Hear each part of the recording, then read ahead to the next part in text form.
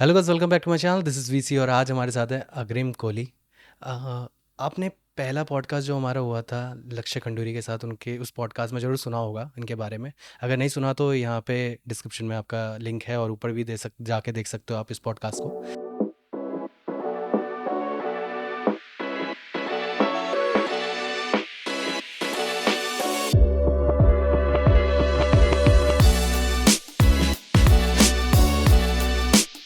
Welcome to the channel.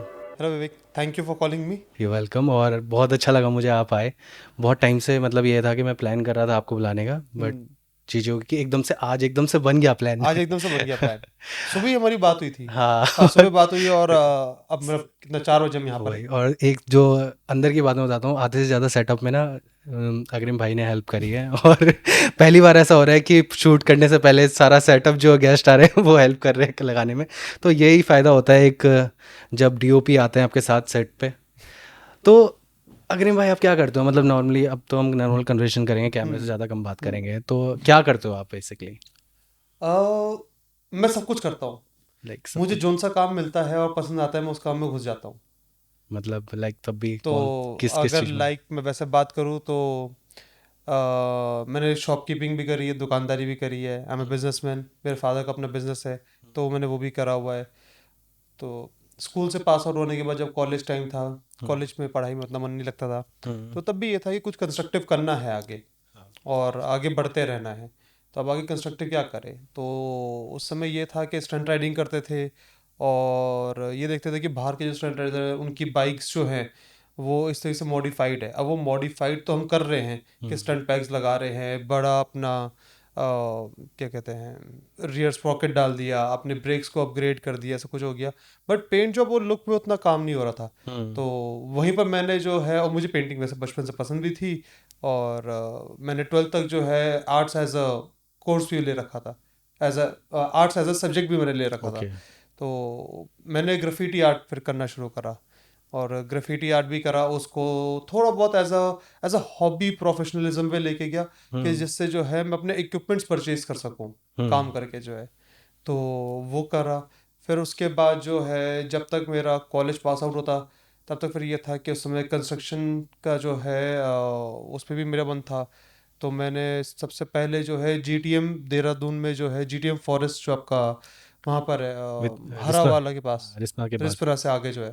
तो वहाँ पर मैंने इंटर्नशिप करी फर्स्ट। ओके। उसके बाद जो है फिर मैंने अपने जो है डुप्लेक्स बना के सेल ऑफ भी करे, अच्छा, वो भी ये करा। भी काम कर रखा है ये आपने? भी काम कर रखा है। वाह। और जो लक्ष्य का आपने घर देखा हुआ है वो भी मैंने ही बनाया है। अच्छा। वो मैंने और मेरे जो जीजा हैं वो भी कंस्ट्रक्शन बिजनेस रिलेटेड है। तो हम दोनों ने मिलकर उसको उसको पूरा कंस्ट्रक्ट करा हुआ है। बहुत ही तो सारी चीज़ें कर रहे साथ हो में आप। मैं फिल्म मेकर भी हूँ। हम्म। थोड़ी बहुत स्टंट राइडिंग करी थी एक दिन के लिए बस। ओके। मैंने सिर्फ एक दिन के लिए स्टंट राइडिंग करी और बाकी मैंने पूरे टाइम स्टंट राइडर्स को सपोर्ट करा है। हम्म। तो स्टंट राइडिंग बट का मेरा जो है वो बहुत ही शॉर्ट टर्म रहा, क्योंकि मुझे गाड़ियों से ज़्यादा प्यार था। और इंडिया के आप जो टॉप स्टंट राइडिंग ग्रुप है उसमें आप लीड करते हैं उसको, इतना विदाउट विदाउट स्टंट राइडिंग करे हुए। एग्जैक्टली मैं उसको लीड नहीं बोलूंगा। मतलब किस मैं ये तरीके से बोलूंगा, रहे? मतलब as a member, as a team member, आप ये होता है कि आप जहाँ सपोर्ट कर सकते हो आप वहाँ उसे हम्म। सपोर्ट करते हो। हम्म। कोई जैसे अगर हम अपनी फिल्म मेकिंग टर्म में बात करें, क्योंकि आप भी उस बैकग्राउंड से हम्म। रिलेटेड हो, तो ये नहीं है कि हर बंदा ही डीओपी हो सकता है। जी। भाई किसी को डायरेक्टर भी होना पड़ेगा, किसी को बिल्कुल। लाइट भी देखनी पड़ेगी। हम्म। तो इट्स अ टीम वर्क। बिल्कुल। तो वो ये कि जिसको जैसी चीज़ वो सब में आई। अब जैसे हम्म। मुझे अपनी बाइक्स, अपनी गाड़ियों से ज़्यादा प्यार था, हम्म। तो मुझे उनका टूटना जो है वो ज़्यादा दर्द लगता था। बाकी लोगों की टूटती फूटती रहती थी। हाँ, बाकी लोगों की टूटती फूटती रहती थी। That's the part of the job. Hmm. और अब उनको वो चीज़ पसंद है, उनको उसमें एड्रेनल ज़्यादा मिलता था, तो हम्म। उन्होंने वो चीज़ करी। मुझे जो है एड्रेनल मिला ज़्यादा सपोर्टिंग में, कि उनको सपोर्ट करना। कि अब जैसे जो है, अब हम स्टंट राइडिंग कर रहे हैं पर उसको शोकेस कैसे करें, शोकेस करने के लिए इसको वीडियो बनाते हैं। हम्म। क्योंकि यूट्यूब 2007 में नया नया प्लेटफॉर्म आया था इंडिया में। बिल्कुल। और बाहर अगर कहीं आप करो तो मम्मी पापा को दिखाओ तो वो कहेंगे तुम पागल हो गए हो, गाड़ी हाँ। बर्बाद कर रहे हो, पैसे बर्बाद कर रहे हो। हम्म। पब्लिक को दिखाओगे तो वो कहेंगे तुम तो गुंडे हो, तुम वो रखे हो, छपरी हो, आज मतलब आज छपरी आजकल बोलते तो हैं। ज़्यादा ही हो गया। आपसे पुलिस के आप देख रहे हाँ हो, कोई भी अगर डाल दे एक फुटेज बिना हैंडल छोड़ के भी कोई गाड़ी चला रहा है, सीधे चालान कट रहा है। अभी अभी डली भी है हाँ, एक मैं देख किसी रहा की था। डली है, मेंशन नहीं करना चाहते हम्म, पर यह है कि डली है और आप हाथ छोड़ के भी चला रहे हो, जो कि चलाना नहीं चाहिए। हम्म, और अगर आपको कुछ इस टाइप की चीज़ करनी है हम्म, तो उसके लिए डेजिग्नेटेड स्पेस होनी चाहिए, जो हम्म, इंडिया में नहीं है। पर क्या कर सकते हैं, it is what it is. Hmm, तो बैक बोरो स्टील वाला हिसाब है, कोई पार्किंग लॉट, कोई खाली जगह, कोई सुनसान सड़क जहाँ पर लोग ना आते हो, हम्म, तो वहाँ पर करना ज़्यादा बेटर है कि आप पब्लिक रोड्स पे कीजिए। बिल्कुल। और जो पुलिस की भी सख्ती है वो इसी वजह से है, क्योंकि हम्म, पब्लिक रोड पे न्यूसेंस होगा, एक्सीडेंट्स होंगे, पब्लिक सेफ्टी पे हैम्पर है, और हम्म। पुलिस पे क्वेश्चन होगा ही होगा। तो वो तो अपना जॉब कर रहे हैं और वो सही जॉब कर रहे हैं।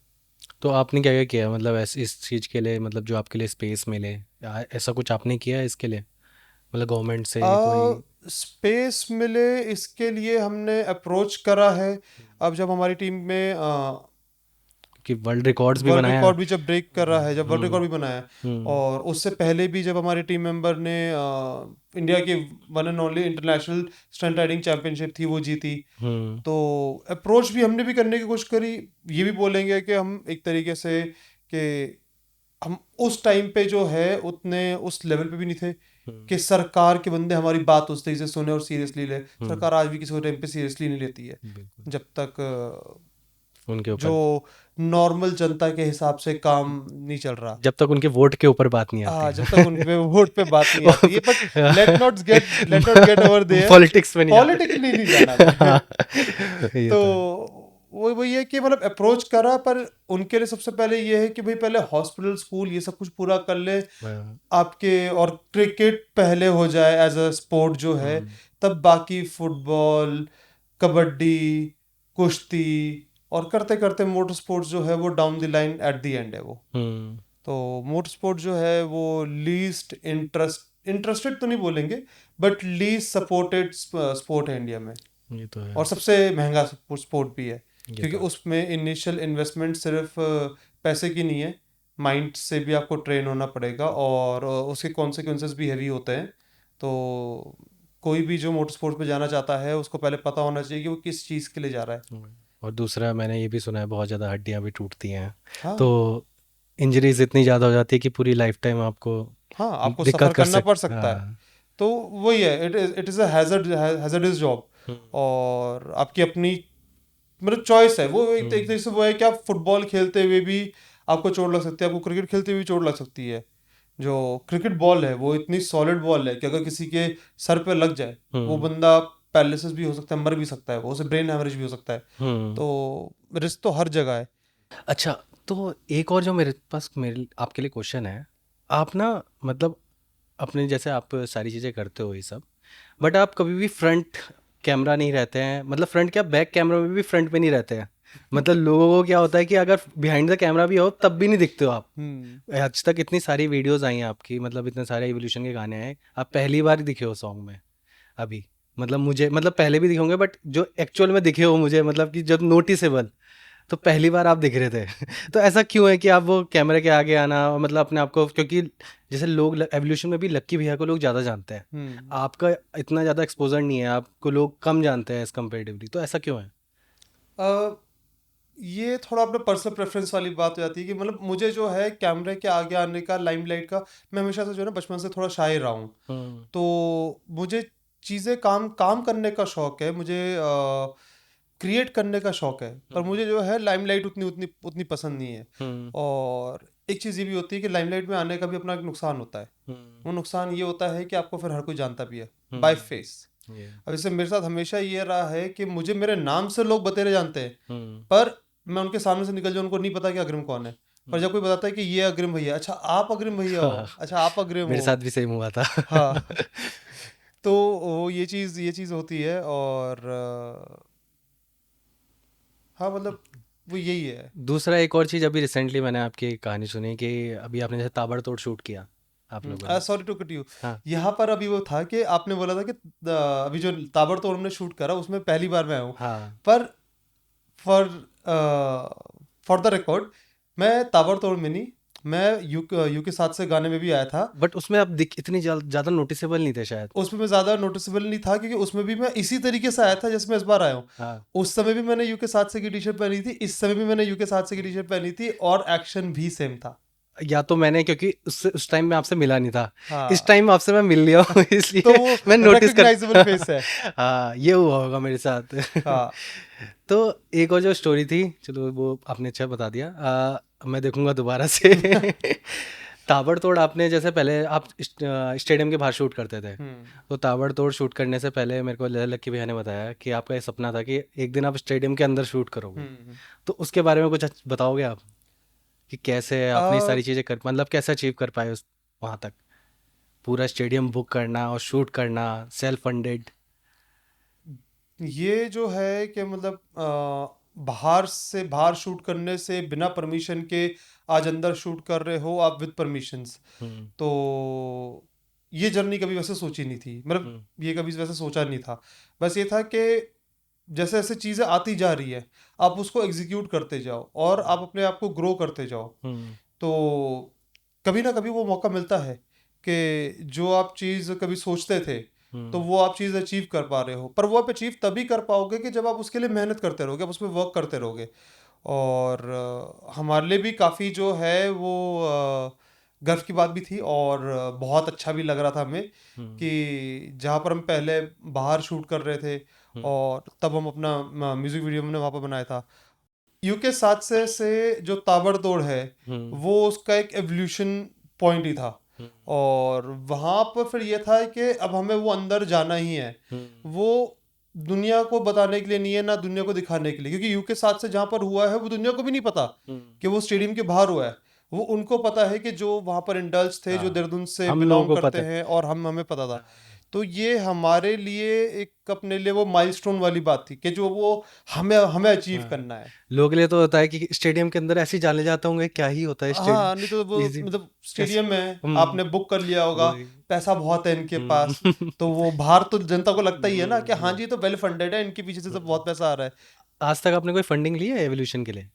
एवोल्यूशन के लिए नहीं, एवोल्यूशन के लिए हमने कभी फंडिंग नहीं ली है। ओके। अब जो है जैसे अब जैसे टीम के जो है जैसे डकैत के अनिकेत के और फिस्टेड भी जो है, तो जैसे जैसे आपके लेबर्स के साथ कनेक्ट बढ़ रहे हैं तो उसके थ्रू थोड़ा बहुत ये भी आ रहा है। मतलब ओके। ये है कि आप अब ये करंट के हम खर्चे अपने वो चला पा रहे हैं। ओके। पर ये है कि जब से एवोल्यूशन हमने स्टार्ट करा है तब से हमने अपने आप ही फंड करा है। और उसका एक सबसे बड़ा रीज़न भी ये भी था कि वो बना एज अ ग्रुप था, वो बना एज अ बिजनेस नहीं था। और आज भी हम उसको एज अ बिजनेस नहीं रन करते हुए, वो एज अ ग्रुप ही है। इसका मेन विजन क्या था आपका एवोल्यूशन का स्टार्ट करने का? एवोल्यूशन का मेन विजन ये था कि we wanted to do something around hip hop hmm. And something which has value to it, which is not कि लाइक कि आप जब भी बचपन से सुनते हुए आ रहे हो बच्चे बड़े हो जाओ, इंजीनियर बन जाओ, डॉक्टर बन जाओ, आर्मी में चले जाओ, नहीं तो आप कॉर्पोरेट ऑफिस में आप जॉब कर लो, आप इस हम्म। टाइप से काम कर लो। पर ये था कि वाई ओनली दिस थिंग्स। हम्म। तो थोड़ा आउट ऑफ द बॉक्स जाने के लिए जो है वो ये नहीं था कि आउट ऑफ द बॉक्स जाना है, बट हम्म। ये था कि वो हमारे अंदर ही था हम्म। कि कुछ हट के करना है, कुछ अलग करना है। तो टीम एवोल्यूशन को अगर मैं बोलूँ तो we are bunch of failures who failures. who like to do different things which has value and meaning to it, which leaves as an impact on not on the society but leaves an impact कि हाँ जी कि आपको बाद में भी याद करा जाएगा। हम्म। जैसे आप एक डॉक्टर बन जाओगे, आप कुछ भी बन सकते हो, तो आपकी भी एक रीच है, आपका एक नाम हो सकता है, आप उस पर बहुत ग्रो कर सकते हो, आप वर्ल्ड के सबसे बड़े रिनाउंड डॉक्टर बन सकते हो। और वो बहुत बंदे कर भी रहे हैं। हम्म। और पर यह है कि अलग अलग चीज़ों में भी तो उस लेवल पे जाना है। बिल्कुल।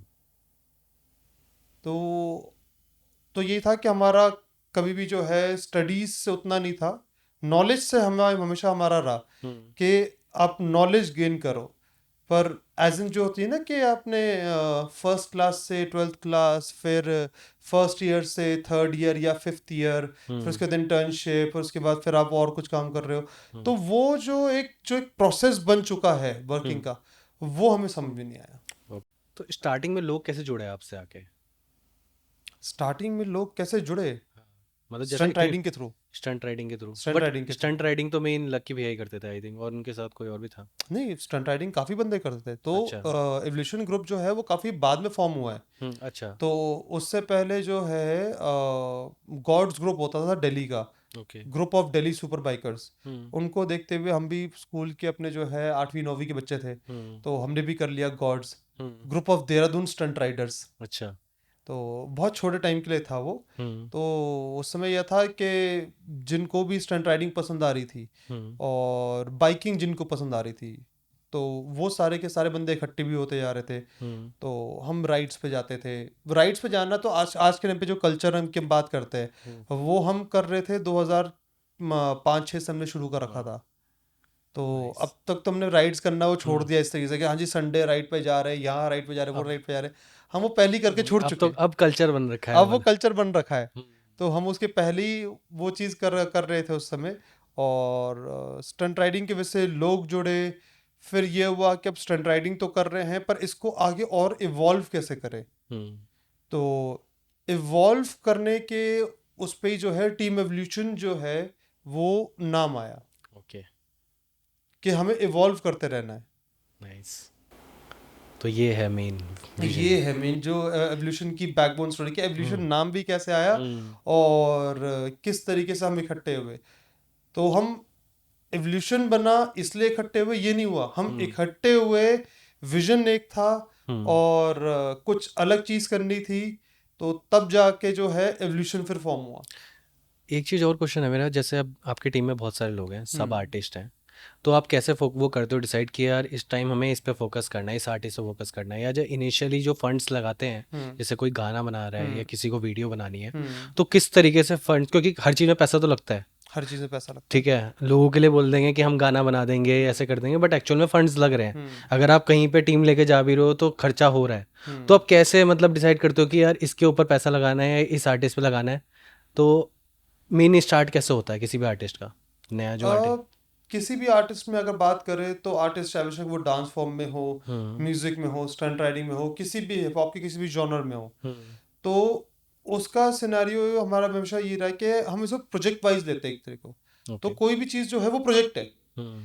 अब ये है कि बहुत सारे प्रोजेक्ट्स हैं, हम्म। हर बंदा अपने वर्टिकल्स में काम कर रहा है। हम्म। और अब ये है कि जब काम कर रहे हैं हम्म। तो एक एक प्रोजेक्ट को एनालाइज करते भी चलते हैं। ऐसा ये नहीं कि हाँ जी हम प्रॉपरली बैठ के हाँ जी इस प्रोजेक्ट को देख रहे हैं, उस प्रोजेक्ट को देख रहे हैं, उस प्रोजेक्ट को देख रहे हम्म। हैं। नेचुरली प्रोजेक्ट्स फ्लो होते हैं। हम्म। तो उन प्रोजेक्ट्स को देखते हुए जो है जिस पे हम सबको ज़्यादा फीलिंग आ रही है हम्म। वहाँ पर हम नेचुरली इन्वेस्ट करना शुरू कर देते हैं। ओके। तो नेचुरली सबसे पहले जो है टाइम इन्वेस्ट होता है, फिर आगे उसके बारे में थिंकिंग होती है और फिर उस पर जो है काम करते हुए फिर पैसा भी उस पर लगता है। ओके।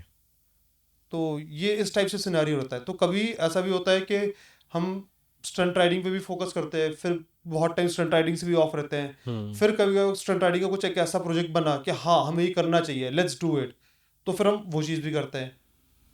और अगर किसी नए पर्सन को आपसे जुड़ना है अब, तो हम्म। आप किस तरीके से, क्या प्रोसेस रहती है एवोल्यूशन में? प्रोसेस एज सच तो नहीं है, मतलब पहले तो हमारा मेनली ये था कि भाई ब्रदरहुड में अगर आ सके हम्म। तो तब तो वो टीम में आ सकता है। हम्म। और ब्रदरहुड में आने के भी बहुत थोड़े विगरस क्राइटेरियाज होते हैं, लाइक? क्योंकि भाई बैक स्टैबर्स और अजीब तरीके के बंदे नहीं चलेंगे। हम्म। तो सबसे पहले तो ये होता है कि अभी तो वैसे नहीं करते, अभी हम्म। तो हम काफ़ी क्लोज चलते हैं। पर पहले भी ये था कि पहले लोग आते हैं जुड़ते हैं तो वो सब नॉर्मली उसमें बैठते हैं। फिर उसके बाद जो है अब धीरे धीरे करके जो है over the period of time जो है आप बंदे को गेज करते रहते हो। हम्म। क्योंकि जब बंदा आपसे पहली बार मिलेगा हम्म। वो अपने बेस्ट फॉर्म दिखाएगा। जब वो दूसरी बार मिलेगा तो वो उसको मेंटेन करेगा। हम्म। जब वो third fourth fifth sixth seventh, एक महीना निकल गया, 2 महीना निकल गया, तब तक जो है ट्रू कलर्स भी आने शुरू हो जाते हैं कि जो वो हम्म। बंदा एक्चुअल में है। ये तो है। तो वहां से वो पता लगने शुरू हो जाता है। एक स्टोरी मुझे बताई थी लक्की भैया ने, कि आपका कुछ सिस्टम वगैरह सारे उठा के ले गए थे आई थिंक कोई हम्म। बंदा। आपने बताई थी या उन्होंने बताई थी ये शायद? लक्ष्य ने आपको हाँ। बताई होगी। तो ये तो मतलब लक्की के साथ जो है, क्योंकि हमारा जो हुड था, हुड हम्म। हमेशा से लक्की का प्लेस रहा है। हम्म। तो वहाँ पर अब ये था कि उसके पास जो है सेटअप और इन चीज़ों की कभी कमी नहीं रही थी, क्योंकि उसके मदर फादर दोनों डॉक्टर थे, दोनों बहुत सपोर्टिव भी थे। और बाकी जो फैमिली प्रॉब्लम्स जो है वो तो ना साइड रखते हुए जो है, वैसे अगर हम बात करें तो उसके पास सपोर्ट था इन टर्म्स ऑफ बचपन में। ओके। पर पैसा नहीं था, पर यह था कि चीज़ें पड़ी हुई, अब उनको इस्तेमाल करना है तो नहीं करना है तो आपने इस्तेमाल करना, नहीं करना तो आपने नहीं इस्तेमाल करना। ये तो है। तो वो चीज़ थी। तो वहाँ से कैमरा चोरी हुआ, कंप्यूटर से ग्राफिक कार्ड निकाल के ले गया कोई बंदा, मतलब मुझे ग्राफिक कार्ड ही निकाल के ले गया। हाँ। तो एक लैपटॉप चोरी हुआ। तो ऐसे करते करते जो है बहुत सारे केसेस हुए, बहुत सारे नुकसान भी झेले हैं। तो ये तो है कि एक ग्रुप फॉर्म करना, उसको चलाना, तो भाई आपको मतलब थिक स्किन होना पड़ेगा। एक और चीज़ है जो आप पैरेलली कर रहे थे, मतलब evolution group side by side चल रहा है, हम्म एंड उसके साइड में आपका कमर्शियल अलग से चल रहा था जिसमें आप प्रोजेक्ट वाइज और काम कर रहे थे, जैसे एड शूट्स और हम्म ये आपका लिबरल आर्ट प्रोडक्शन जो अलग से एल प्रोडक्शन हम्म फॉर्म हुआ था। तो वो कैसे आपका फॉर्म हुआ, और मेन चीज़ है कि जैसे स्किल डेवलप करना, क्योंकि ये वीडियोस तो आप बना रहे हो, क्योंकि मैं जब स्कूल में था तब मैं आप लोगों को देखता था कि आप लोगों की मतलब काफ़ी नाम था, प्यार एक दर्द, जब मैं 12th में था तब प्यार एक दर्द आ गया था, तो काफ़ी हाइप बन गई थी उस टाइम पे एल हम्म प्रोडक्शन की। तो किस तरीके से स्किल डेवलप किया आप लोगों ने, कैसे सारी चीज़ें नॉलेज गेन की, क्योंकि उस टाइम पे यूट्यूब भी इतना नहीं था, हम्म ट्यूटोरियल्स भी अवेलेबल नहीं थे, ट्यूटोरियल्स भी अवेलेबल नहीं थे, राइट। तो कैसे अपने आप को इतना आगे एडवांस किया आपने कि आप प्रोडक्शन हाउस डेवलप कर पाए? प्रोडक्शन हाउस डेवलप करने वाली जर्नी तो बहुत लंबी थी। तो हमने वैसे कभी सोचा भी नहीं था कि हम पहले स्टंट राइडिंग करते थे, पर हमने कभी नहीं सोचा था कि हम फिल्म मेकर भी बनेंगे। बट ये था कि स्टंट राइडिंग को शोकेस करते करते हम फिल्म मेकर भी बन गए। और उसका एक मेन कारण ये रहा है कि लक्की और मैं, हम दोनों जो है परफेक्शन को स्ट्राइव करते हैं हमेशा से ही, हम आज भी परफेक्शन को स्ट्राइव करते हैं। नाइस। तो अब वो ये चीज़ थी कि जब हमने जो है स्टंट राइडिंग की वीडियोस बनाए तो मज़ा नहीं आया, कि भाई हम बाहर की वीडियो से कंपेयर कर रहे हैं कि वो लोग कैसा कर रहे हैं। फिर पता लगता है कि वो 7D कैमरा यूज़ करते हैं। 7D जो है वो 1.25 लाख का कैमरा था, और 1.25 लाख का कैमरा 2011 में घर वाले भी नहीं दिलाने वाले, क्योंकि वो बहुत ज़्यादा महंगा है उस समय। मतलब आपने 10-20 हज़ार रुपये, जैसा 25 हज़ार रुपये का कैमरा ले लिया तो एक एक अच्छा खासा आपने अपने यूज़ के हिसाब से ले लिया। तो 1.25 लाख का कैमरा जो है वो प्रोफेशनल बंदे ही सिर्फ यूज़ करते थे, वो भी जैसे शूट्स वगैरह के लिए। तो हमने सोचा कि अब क्या करें भाई, अब ये तो कैमरा ले नहीं सकते। फिर हमें जो है इंटरनेट सर्फिंग में हम हमेशा से तेज़ थे। सर्च करना जो है गूगल पे, वो हमारा हमेशा से सॉर्टेड था, क्योंकि सबसे मुश्किल काम गूगल पे क्या हो जाता था पहले, अब तो मतलब बहुत ईजी हो गया कि लोगों को वो चीज़ की हैबिट हो चुकी है सर्च करने की। तो ये था कि आपको जो आपको माइंड में लग रहा है वो आप किस तरीके से गूगल पे सर्च करोगे कि आपको रिजल्ट्स मिले। बिल्कुल। तो ऐसे सर्च करते हुए हमें कैनन 550D के बारे में पता लगा कि भाई ये 7D का एक छोटा वर्जन है, जो फोटोग्राफी में उतना नहीं है पर वीडियो कैपेबिलिटीज दोनों की ऑलमोस्ट बराबर है। तो आप उस कैमरे भी आ सकते हो। तो किसी तरीके से जो है मेरी सिस्टर ने, जो बड़ी सिस्टर थी, उन्होंने कैमरा परचेज़ करना था। तो उनका बजट था कि 20 हज़ार तक में एक अच्छा कैमरा आ जाएगा। तो मैंने फिर मक्खन लगाया, थोड़ा सा खाया, बताया कि ये वाला नहीं, ये वाला कैमरा लेते हैं, इससे तुम्हारी फ़ोटोज़ भी अच्छी आएंगी, सब कुछ भी होगा, मैं तुम्हारी फ़ोटो खींचूंगा, ये होगा। फ़ोटो हमने कभी खींची नहीं थी। नाइस। पर यह था कि किसी तरीके से जो है 40,000 रुपीज़ हमने उससे ले लिए कि हाँ जी कि हमने कैमरा ख़रीदना है। फिर हमने कैमरा परचेज़ कर लिया। अब परचेज़ करके हम शूट करने गए। अब इससे पहले जो है हमने मोबाइल के कैमरा हो गए, हैंडी कैम्स हो गए, छोटे पॉकेट कैमराज हो गए, उनको यूज़ करा हुआ है। तो अब ये यूज़ करने गए, शूट कर रहे, तो हो रहा है यार ये ब्लर हो जा रही है वीडियो। अब ब्लर क्यों जा रही है, क्योंकि इससे पहले तो आज तक हमने जितने कैमरा इस्तेमाल करे ऑटो। सब में ऑटो फोकस है, हाँ। और इसमें डीएसएलआर में ऑटो फोकस नाम की कोई चीज़ नहीं है। हाँ। तो तब समझ में आया कि अच्छा इसमें फोकस भी हाथ से करना पड़ता है। फिर बहुत टाइम तक तो हम यही जूझते रहे कि हाँ जी कि फोकस नहीं हो पा रहा, फोकस नहीं हो पा रहा, फोकस नहीं हो पा रहा। फिर ऑटो फोकस पता होगा, पता चला होगा। नहीं, ऑटो उस फोकस टाइम, तो होता ही नहीं अच्छा था उस ना। टाइम पे ऑटो फोकस था ही नहीं। ऑटो फोकस था ही नहीं उस समय अच्छा। डीएसएलआर कैमराज में, क्योंकि क्वालिटी जो थी वो डीएसएलआर कैमराज में ही अच्छा, थी। ये 600D से फोकस आया था शायद। 600D में भी नहीं था। 600D में भी फोकस नहीं था। यूजेबल वीडियो ऑटो फोकस जो है वो सोनी लेके आया था, अच्छा। जिसको आप कहीं यूज कर सकते हो। क्योंकि क्या है कि इनमें जो है, जो पहले जितने भी नाइकॉन हो गया, कैनन हो गया, सोनी तो उस समय वैसा मार्केट में उस सही से था भी नहीं। तो तब क्या था कि जो लेंस सिस्टम था वो सर्वो बेस्ड होता था। तो जब आप फोकस करते थे वो एक्चुअल में मोटर मूव करती थी, तो आवाज जिसकी कर। वजह से आवाज भी करती थी, स्लो भी होती थी, और वो स्मूथ नहीं थी बेसिकली। हम्म तो उसके वजह से जो है ऑटो फोकस नहीं था उस समय। उस समय फोटोग्राफ ऑटो फोकस था, हाँ पर वीडियो ऑटो फोकस नहीं था। ओके तो वीडियो ऑटो फोकस अब जाके आया है, हमारे कुछ प्रोजेक्ट्स में काम भी आता है। पर अब ये है कि वहाँ पर हमने हार्डवेयर तरीके से सीखा, तो आज हम वीडियो ऑटो फोकस को बहुत कम यूज़ करते हैं। हम्म जब ज़रूरत होती है तब इस्तेमाल करते हैं, उसके अलावा हम वीडियो ऑटो फोकस यूज़ ही नहीं करते, हम्म क्योंकि हमें खुद पसंद ही नहीं है। मेन तो वही चीज़ है जब शूट पे पहले होता है ना। अब क्या फिल्म्स में जो लोग जाते हैं हम्म। वो वहाँ जाके उनको पता चलता है वहाँ तो अलग से फोकस पुलर होता है। अलग से फोकस पुलर होता है, क्योंकि वही आपको डिसाइड करना है ना वही कि आपको कहाँ फोकस चाहिए। बिल्कुल आपके लिए कैमरा थोड़ा डिसाइड कर सकता है। बिल्कुल और आप कुछ भी वैसे वीडियो शूट करो, नॉर्मल वीडियो शूट करो, उसमें अगर एक आधा फोकस हंट एक बार फोकस हंटिंग होगी तो इतना फर्क नहीं पड़ता। पर जब आप फिल्म या फिर किसी प्रोफेशनल वर्क पे कर रहे हो तो वहाँ पर फोकस हंटिंग नहीं चल सकती हम्म और नहीं चलेगी। तो वहाँ पर थोड़ा ओल्ड स्कूल होने का फ़ायदा हुआ।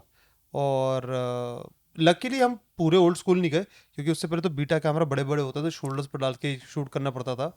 तो उनके मुकाबले जो है हमें बहुत ही छोटे कॉम्पैक्ट कैमरा मिले।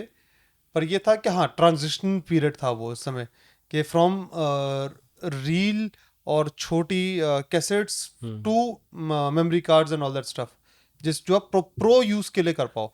और उस टाइम पे तो एक और चीज़, सॉरी मैं कट कर रहा हूँ, उस टाइम पे हम्म। एक और चीज़ भी नहीं थी। लाइक उस टाइम ना फोटोग्राफी इतना ज़्यादा वैसा करियर नहीं था। लोगों को लगता था फोटोग्राफी लाइक जो फोटो शूट करते हैं जो हाँ, शादी में। शादीशुदा खींचते हाँ, हैं यही फोटोग्राफर हैं। हाँ, यही फोटोग्राफर है। Photo photographer. हाँ तो फोटोग्राफर नाम की मतलब वो है कि लोग स्पेल वैसे ही करते थे लोग, तो एक वो ना वो रिस्पेक्ट नहीं थी। वो रिस्पेक्ट नहीं थी। और अब सिनेमाटोग्राफी तो लोग जानते ही नहीं थे। सिनेमाटोग्राफी तो मतलब ये वही है ना, आप देहरादून जैसे देखो, इवन दिल्ली भी आप ले लो, हम्म तो ये बहुत वो बैक के वो शहर है। हम्म तो जहाँ पर वो फोटोग्राफी, सिनेमा, इन सब चीज़ों की बात हो रही है, वो मुंबई है, वो चेन्नई है, हम्म और कोलकाता भी हो जाएगा, हम्म, बैंगलोर भी नहीं है। बैंगलोर भी नहीं था उस समय। चेन्नई बोला जाएगा क्योंकि साउथ का इंडस्ट्री वहीं से मेन फ्लरिश कर रही थी। हाँ मुंबई इसलिए बोला जाएगा क्योंकि मुंबई से मेन सारा बॉलीवुड और सारा जो इंडियन सिनेमा है वो हम्म मेजरली मुंबई से रन कर रहा है। हाँ तो मुंबई तो हमेशा से फोर फ्रंट पे रहा है। पर जितनी भी आप टीयर 2 टीयर 3 सिटीज़ की तरफ आ जाओ, तो वहाँ पर तो लोग ने ये है कि हाँ जी, फोटोग्राफर तो मतलब शादी में फ़ोटो खींचता है। ये तो है। तो मेनली जितना आपके पास मतलब जैसे आपने कमाना शुरू किया हम्म। तो सबसे पहले आपके पास क्या क्या चीज़ें आई? मतलब जैसे आपके एड्स वगैरह आपने शूट किए हम्म। तो पहले सबसे पहले मतलब जैसे उन्होंने बताया था मुझे कि सबसे पहले आपका इंटेल का साइज से आपके पास हम्म। एडिट आया था। तो उसके बाद कैसे कैसे चीज़ें आगे बढ़ी?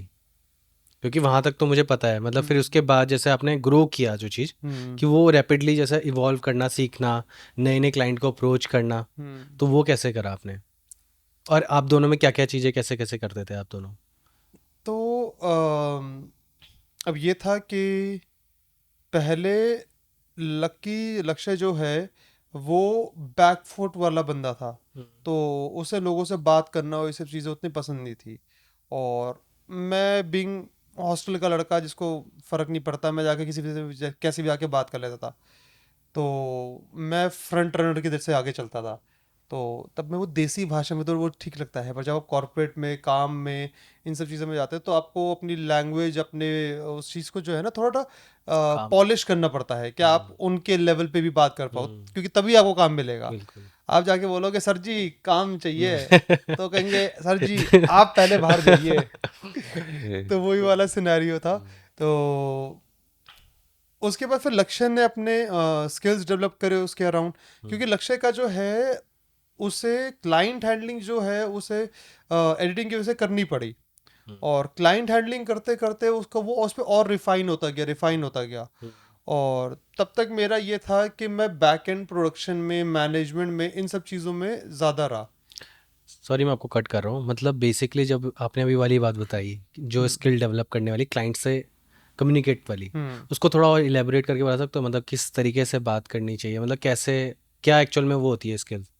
सो इसका एक्चुअल में अगर देखा है तो बेसिक्स कुछ नॉर्म्स हैं। हम्म मैं एग्जैक्टली बता सकता कि एग्जैक्टली क्या क्या नॉर्म्स है, पर वो जो हम्म मुझे जो चीज़ें पता है मैं आपको वो बता सकता हूँ। हम्म तो बेसिक नॉर्म्स यही है कि सबसे पहले तो आप कर्टियस हो, हम्म और जब भी किसी से बात करो शांत रहो।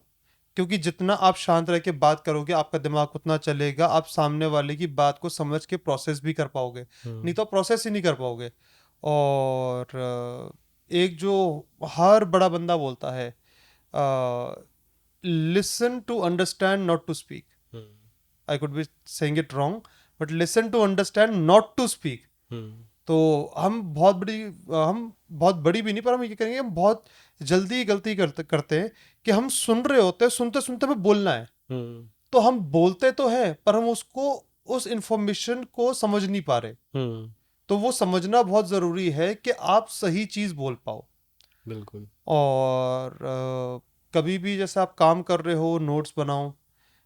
नोट्स नहीं बना पा रहे, अपनी कॉल रिकॉर्ड रखो आप, क्योंकि बहुत टाइम ये होता है कि आपको दोबारा से गो थ्रू करना पड़ता है इन चीज़ों को।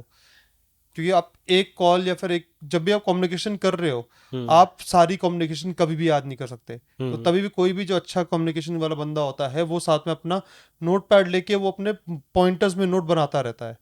और क्लियरिटी से आप बात करो। क्लियरिटी से एज एन मतलब कि आपको पता है कि आप क्या बात कर रहे हो, और अगर आपको नहीं पता है तो थोड़ा सा बैकफुट लेते हुए फिर एक कॉन्वर्जेशन उस पर बात करो कि मुझे ये लगता है कि हम इस तरह से कर सकते हैं, आप मतलब आपको क्या लगता है। और ट्रूथफुल रहो। ओके।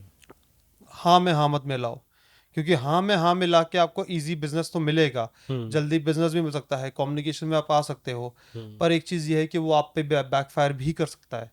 और बैकफायर बहुत जगह होता भी है, क्योंकि एक्सपेक्टेशन वर्सेस रियलिटी, जबकि एक्सपेक्टेशन वर्सेस रियलिटी जब वो ये जो ग्राफ है, तब वो ज़्यादा मज़ा आता है, और तब वो चीज़ सही भी रहती है कि आपने एक्सपेक्टेशन सेट करी हुई है।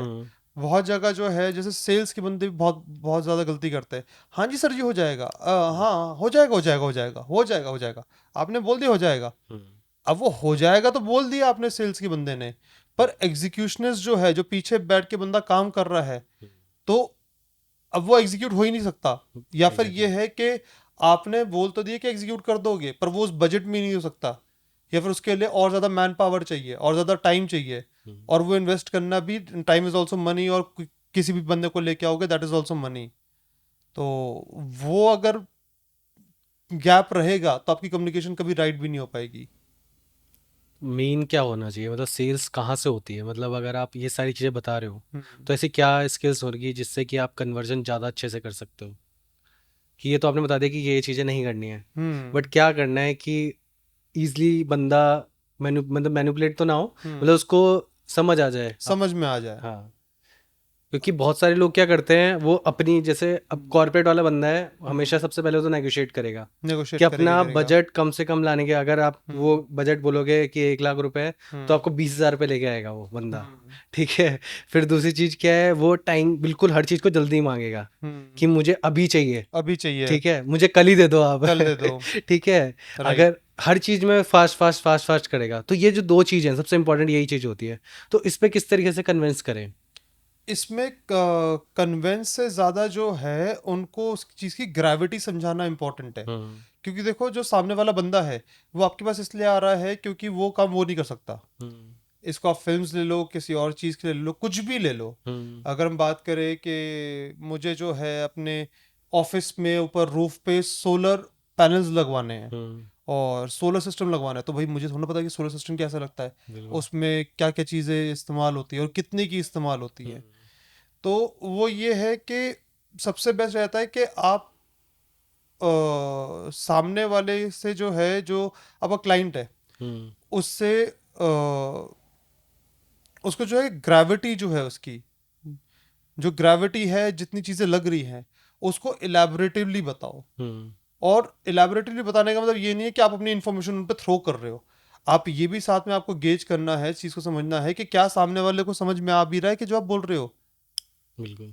क्योंकि अगर उसको नहीं समझ में आ पा रहा, या फिर अगर वो उसको नहीं समझ रहा, तो फिर जो चीज़ आप समझा रहे हो वो उसकी वैल्यू भी नहीं लेके आ पाएगा। और अगर हम बात करें कि अगर एक एड फिल्म भी बनानी है, तो उसमें 70-80 लोग भी लगते हैं, 150-200 लोग भी लगते हैं एक दिन के शूट के लिए। 30 सेकंड की ऐड बननी है, इतने सारे बंदों की क्या जरूरत है कि ऐड फिल्म में, पर जरूरत होती है। और एक एड फिल्म जो है 5 बंदे भी बना सकते हैं, एक बंदा अकेला भी शूट करके एक एड फिल्म बना सकता है।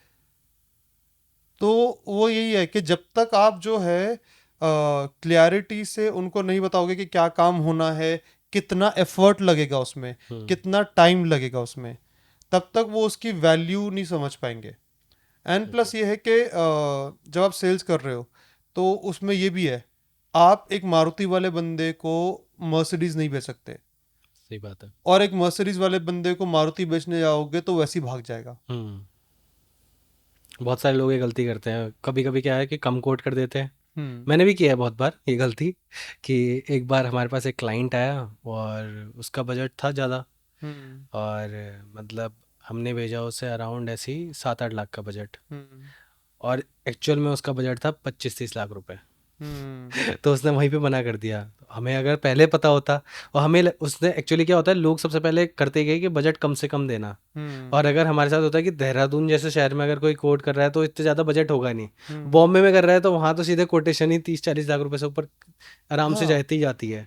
बट देहरादून में कोई कर रहा है तो यानी कि उसका मतलब बजट कम ही होगा तभी। बजट कम ही होगा, उसका उसका उसका इतना लेवल नहीं है। तो तभी वो यहाँ पे प्रेफर कर रहा है। बट अब हम्म। क्या है, यहीं पे स्किल डेवलप हो रही है। एक, हाँ, इसके लिए भी मेरे पास क्वेश्चन है कि आप देहरादून पे रह के हम्म। इतने बड़े बड़े क्लाइंट्स को कैसे, जैसे आपके पास रॉयल इनफील्ड है और हम्म। जैसे बड़े बड़े और कौन कौन से ब्रांड्स हैं आपके पास जो अभी आप कैटर कर रहे हो, फोर्ड? रॉयल एनफील्ड है, हीरो है, हम्म। एमएक्स प्लेयर है, हम्म। और उसके अलावा और भी तो है। इनको आप वार्नर ब्रोस है।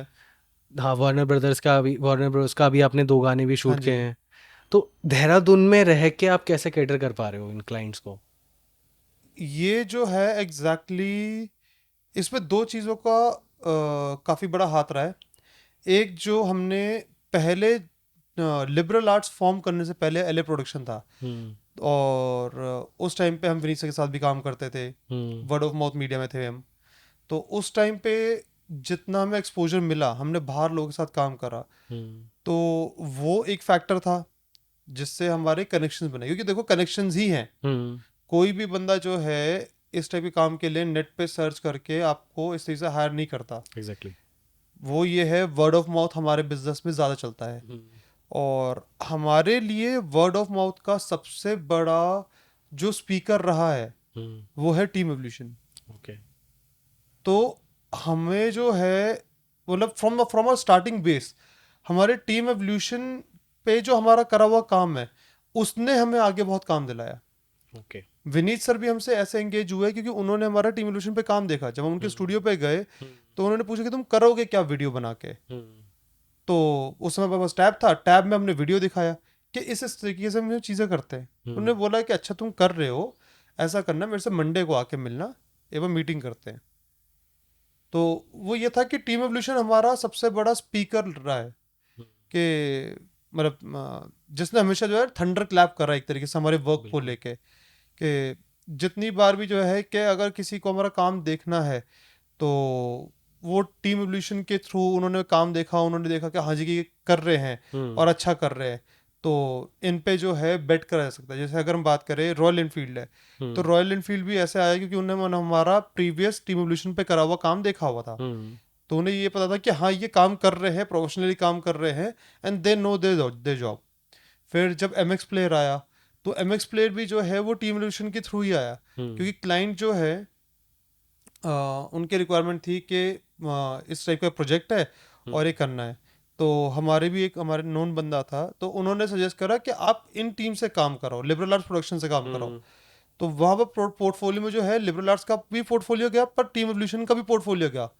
उन्होंने हमारा टीम एवोल्यूशन पे काम देखा, हमारी टीम एवोल्यूशन पे कंसिस्टेंसी देखी कि 2007 से इस पे काम कर रहे हैं और अभी तक इस पे कर रहे हैं, हम्म।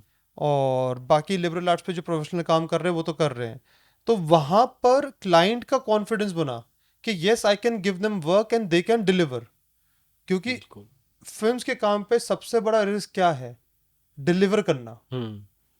आप शूट करके आ जाओगे, कुछ भी करके आ जाओगे, आप भलता शूट करके आ जाओ, हम्म। मतलब जो स्क्रिप्ट सोची हुई, जो क्लाइंट की रिक्वायरमेंट है उससे बिल्कुल उल्टा शूट करके आ जाओ, शूट तो हो जाएगा। हम्म।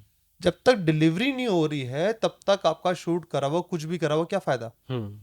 और इसमें ये चीज है कि क्लाइंट का भी पैसा लगता है, क्लाइंट का भी नुकसान होता है, हमारा भी नुकसान होता है, पर बिल्कुल। क्लाइंट का भी नुकसान होता है, और कोई नहीं चाहता कि अपना नुकसान हो।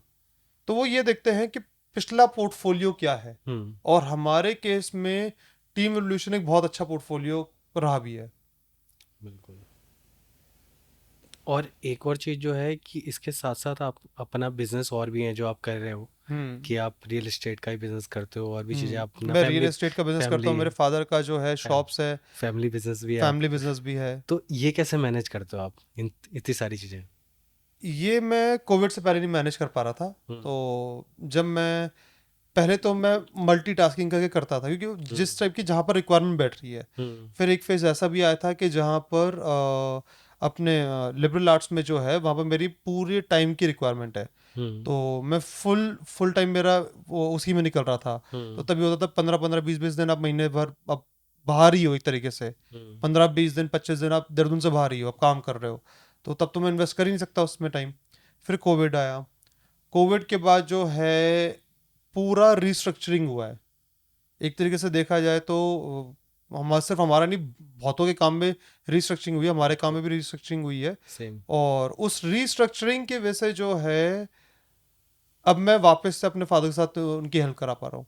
ओके। क्योंकि अब हमारा जो है पहले हमारा इवेंट बेस्ड काम ज़्यादा था, हम्म और उसमें इवेंट्स भी ज़्यादा होते थे। हम्म तो और वही होता है कि आप एक टाइम तक एक चीज़ कर सकते हो, उसके बाद आपको वहाँ से भी ग्रो करना ही है। हम्म जैसे हमारे लिए भी ये था कि हमने इवेंट्स, छोटे इवेंट्स से ग्रो करना शुरू करा। हम्म फिर बड़े बड़े इवेंट्स करने शुरू कर दिए, और उससे सीखते भी गए, तो क्लाइंट्स को भी ट्रस्ट होता गया, तो वो हमें अलग अलग टाइप के इवेंट्स देते गए। तो इवेंट्स करते करते करते भी हम 2019 तक आके बहुत ज़्यादा वो चुके थे, चट चुके थे हम्म कि भाई, क्योंकि event is an event. Hmm stage होगा, स्टेज थोड़ा ऊपर होगा, थोड़ा नीचे होगा, लाइट ऐसी होगी, लाइट वैसी होगी, कार होगी, बाइक होगी, कोई बंदा होगा, हाँ, कुर्सी पे लोग बैठे होंगे, सोफे पे लोग बैठे होंगे, तो या तो कुर्सी पे लोग बैठे होंगे, फिर सोफे पे लोग बैठे हम्म होंगे, या फिर खड़े हुए होंगे, पर इवेंट तो इवेंट ही रहेगा ना। बिल्कुल। हाँ, किसी भी तरीके का इवेंट ले लो। बट आप बड़े बड़े इवेंट कर रहे थे, ऑडी पोर्शे वगैरह के, आई थिंक। हाँ, वो चीज़ें चल रही थी। हाँ। पर ये था कि अब उससे आगे क्या। हम्म तो हम वो एक वो ब्रिंक तक पहुंच रहे थे, ब्रेकिंग पॉइंट वाले ब्रिंक तक पहुंच रहे थे, हम्म और कोविड आ गया। ओके। कोविड आ गया तो उसके बाद सारा सिनेरियो चेंज हो गया। हम्म फिर कोविड आ गया तो उसने हमें पूरा रीस्ट्रक्चर करने का दिया कि भाई, जो जो चीज़ें तुम्हारी प्रॉब्लम तुम्हें लग रही है इनको ठीक करो। हम्म कहीं पर जो चेंज तुम्हें करना है अब वो चेंज करो। अपने काम करने के तरीके को और रिफाइन करो। हम्म क्योंकि अब क्या है कि पहले भी इतनी मल्टीटास्किंग की बात नहीं होती थी, पर आज के टाइम पे multitasking is the key to be able to get employed. Hmm अगर आप मल्टीटास्कर नहीं हो तो आपकी एम्प्लॉयबिलिटी उतनी ही कम हो जाएगी। ओके। ये एक बहुत बड़ा कोविड के बाद से फैक्टर बढ़ा है। हम्म तो क्योंकि वही है ना कि लोगों को पता नहीं है कि कब किसकी जरूरत पड़े, मतलब लोगों को चाहिए कि अपनी इंटरनल टीम छोटी चाहिए। हम्म बट फ्रीलांसर हमारी फील्ड में तो एजेंसी वालों में ज़्यादा ही, हम्म कि लोगों को चाहिए कि एक मल्टीटास्कर्स रख लो हम्म जो सारे काम कर लें, और जब उनको जरूरत पड़े तो फ्रीलांसर उठा लें, पर्टिकुलर फ्रीलांसर्स उठा रहे। पर्टिकुलर किसी प्रोजेक्ट के नहीं, लिए। एंड इवन फ्रीलांसर्स में भी, हम्म फ्रीलांसर्स में भी ये है कि आप जितना जो है मल्टीटास्किंग, और जितना आप विजनरी होगे हम्म आपको उतना ज़्यादा काम मिलेगा। हम्म क्योंकि क्या है कि जब आपका विजन होगा, हम्म तब क्या है कि आप उस सेट पे, आप उस प्रोजेक्ट पे जो है, चाहे कोई सा भी प्रोजेक्ट हो, मैं कह रहा हूँ कि आप एक नया ट्राइपॉड डेवलप कर रहे हो या फिर एक माइक डेवलप कर रहे हो, तो इंजीनियर काम कर रहा है ना। हम्म फिल्म मेकर उसका कोई मतलब नहीं है। पर बात यह है कि वो इंजीनियर अगर फिल्म मेकर की तरीके से नहीं सोच पाएगा, तो फिल्म मेकर के लिए अच्छा माइक भी नहीं बना पाएगा। हम्म तो वहां पर यह है कि विजन और साथ में मल्टीटास्किंग करना बहुत काम आता है। ये तो है। दूसरी चीज़ ये होती है कि आप क्या देखते हो, मतलब जब एक आप फ्रीलांसर हायर करते हो या कोई भी बंदा हायर करते हो, हम्म तो मेन स्किल्स आप क्या नोटिस करते हो किसी भी पर्सन, चाहे एडिटर हो, सिनेमेटोग्राफर हो, या डी ग्रेड जो ग्रेड कर हम्म रहा है, कलर ग्रेड, या फिर कोई भी पर्सन हो, तो क्या स्किल्स होती है कि मेनली ये बंदे में होनी चाहिए? सबसे पहले होनी चाहिए पंचुअलिटी हम्म और अकाउंटेबिलिटी।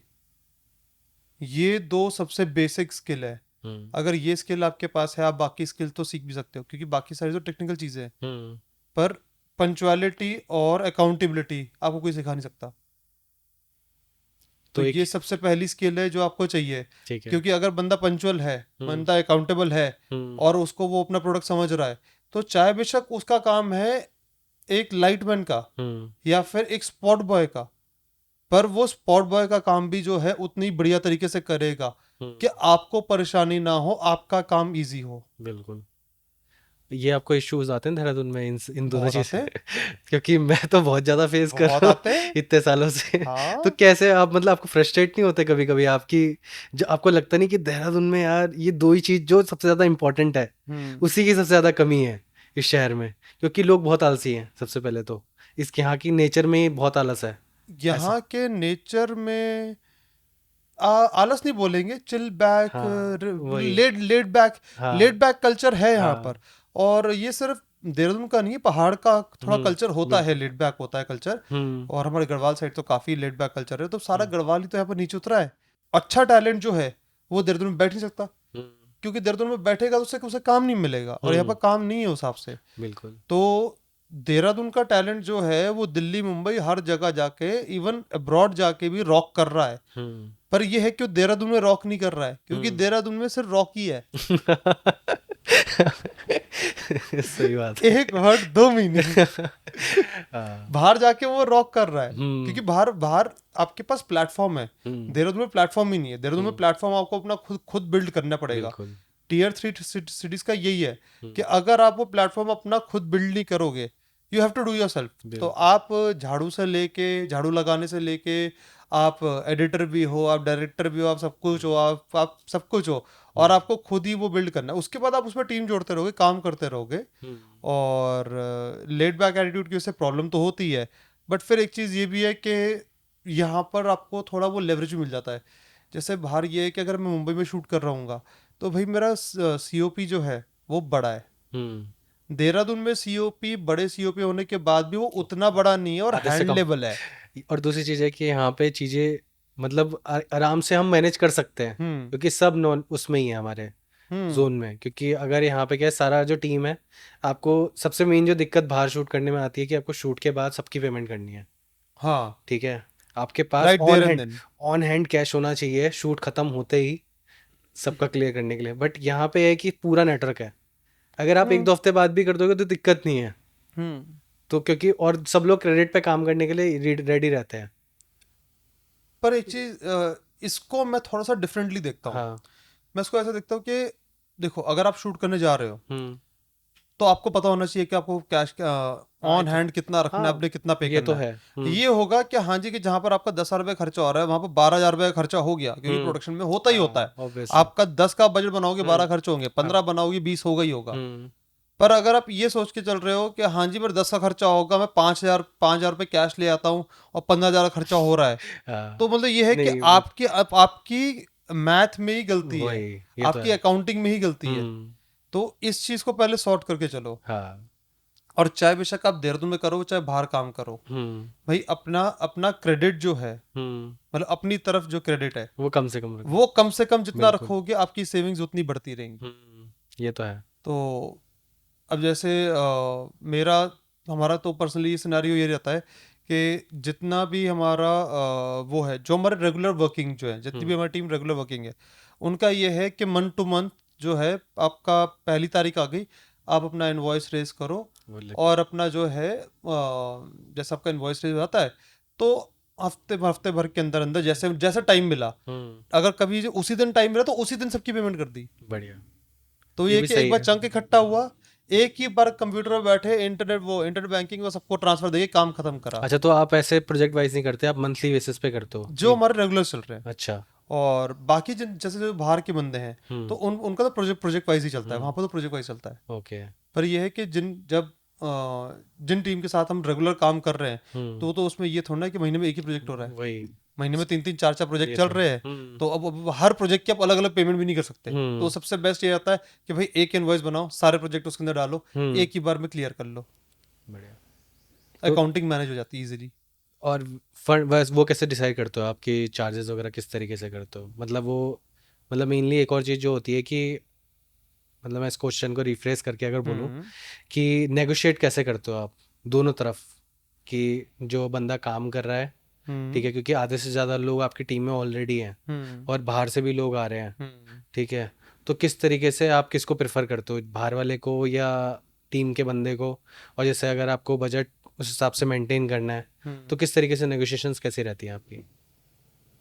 ये सबसे पहले डिपेंड करता है कि क्लाइंट का बजट क्या है, हम्म। क्लाइंट से हमारी किस लेवल की नेगोशिएशन है, क्लाइंट की रिक्वायरमेंट क्या है। हम्म। क्योंकि कभी कभी ऐसा होता है कि क्लाइंट का जो होता है काम छोटा होता है, बजट होता है, हम्म। तो उस समय आप फ्लेक्सिबल भी होते हो। हम्म। तब हम ये प्रेफर करते हैं कि जिस हिसाब से हमें आगे से पैसे मिल रहे हैं, हम्म। हम उस हिसाब से आगे पैसे दें। ओके। क्योंकि अगर हमें मिल रहे हैं तो हम्म। आगे भी देने चाहिए। ओके। ठीक है। और ये हमारी अपनी थिंकिंग है। हम्म। पर फिर ऐसा भी होता है कि सेम क्लाइंट से जो है कभी कभी ये होता है कि बजट भी ठीक ठाक है हम्म। पर रिक्वायरमेंट बहुत बड़ी है, तो हम्म। वो ठीक ठाक बजट भी कम हो गया। ये तो यही सबसे ज़्यादा इशू लगता है मेरे साथ, जो होता है कि क्या होता है कि बजट आप जितना भी ले लो, हम्म। चाहे वो कॉर्पोरेट फिल्म हो, एडिट भी, हम्म। म्यूजिक वीडियो है, हम्म। तो उस हिसाब से आपके खर्चे बढ़ जाते हैं क्योंकि रिक्वायरमेंट उतनी ज़्यादा आ जाती है आपकी। रिक्वायरमेंट उतनी ज़्यादा आती है, हम्म। तो उसके अकॉर्डिंगली जो है फिर आपको जो है अपनी टीम को जो है, अब जैसे जो आपके रेगुलर्स हैं, हम्म। ये आप बाहर के बंदों के साथ नहीं कर सकते जिनके साथ हम्म। आप महीने 6 महीने में या फिर साल भर में एक बार काम कर रहे हो। हम्म। उनका स्टैंडर्ड रेट है, हम्म। वो अपना रेट बताएंगे, आप अपना बजट बताओगे, उस समय यस और नो होता है सीधा। हम्म।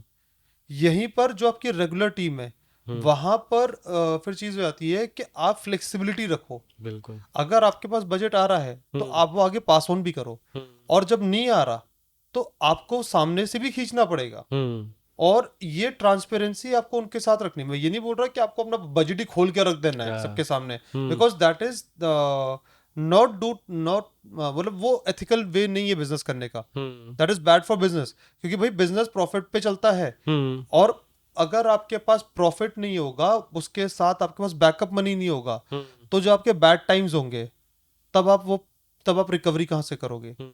क्योंकि जो आपके प्रॉफिट्स और जो आपका बस बैकअप जो कैश पड़ा होगा, हम्म। आप उसी से अपने नुकसान भी कवर करोगे। तो बिजनेस में नफा नुकसान देख के चलना है। कितना परसेंट आप मार्जिन लेके चलते हो जो प्रोजेक्ट ऐसा कॉस्ट कोई से? हार्ड एंड फास्ट रूल नहीं है। ओके।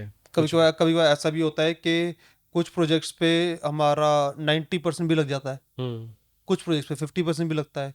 ओके। एवरेजली जो है ये अपना 25 30 35 तक आ जाए तो अच्छी बात है। ओके। और ये 25 30% इतना ही रह पाता है। ओके। मुंबई वाला नाम जुड़ जाएगा तो 50% भी निकालना आसान हो जाएगा। मुंबई में यही सबसे बेस्ट लगता है मुझे, क्योंकि वहाँ पे क्या है, एक जो चीज़ मुझे अलग लगती है, यहाँ पे लोग होते हैं मल्टीटास्कर। हम्म। यहाँ पे आप एक बंदा दो तीन काम कर लेगा। हम्म। बॉम्बे में अगर आपको एक सामान भी इधर से उधर करवाना है तो आपको अटेंडेंट लगेगा, हम्म। वो क्या बोलते हैं, स्पॉट बंदा स्पॉट आके ही हटाएगा। डीओपी, जो भी डीओपी की टीम से या किसी भी टीम से कोई भी हेल्प नहीं करेगा। हम्म। तो इसके लिए मेरे को लगता है कि वहाँ बजट बढ़ जाता है। आप बजट बढ़ जाता है, वो चीज़। और लोग जानते भी हैं वो चीज़। हाँ, नहीं, लोग वो चीज़ जानते भी है। मैं पर्सनली अगर बात करूँ तो मैं उससे उतना उतना रेजोनेट नहीं करता हूँ। हम्म। देखिए, उस चीज़ का अपना फ़ायदा है कि ये तो है। हर चीज़ का अपना ये तो डेजिग्नेटेड है। काम है, वो डेजिग्नेटेड काम कर रहे हैं तो एक बंदे पे उतना लोड भी नहीं आ रहा है। हम्म। ठीक है, वो डिपेंडिंग ऑन द वर्क भी होता है। हम्म। पर उस चीज़ की मैंने वहाँ के सेट्स पे गलत बात भी देखी है। हम्म। जैसे अगर लोकेशन दादा है हम्म।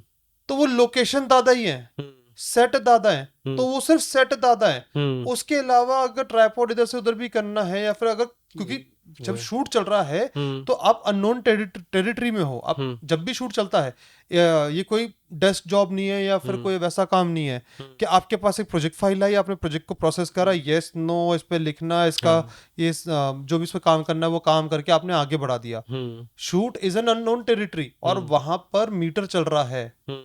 और पैसे का मीटर चल रहा है। बिल्कुल। तो वहां पर मुझे एक चीज ये फील हुई कि ये लोकेशन दादा लोकेशन देखेंगे, सेट दादा सेट देखेंगे, वही। उसके अलावा वो बहरे हैं, हाँ। वो लिटरली बहरे हैं। हम्म। तो ये जो पुराना वाला सिस्टम है ये अभी चल रहा है पर ये आगे चलेगा नहीं। बिल्कुल।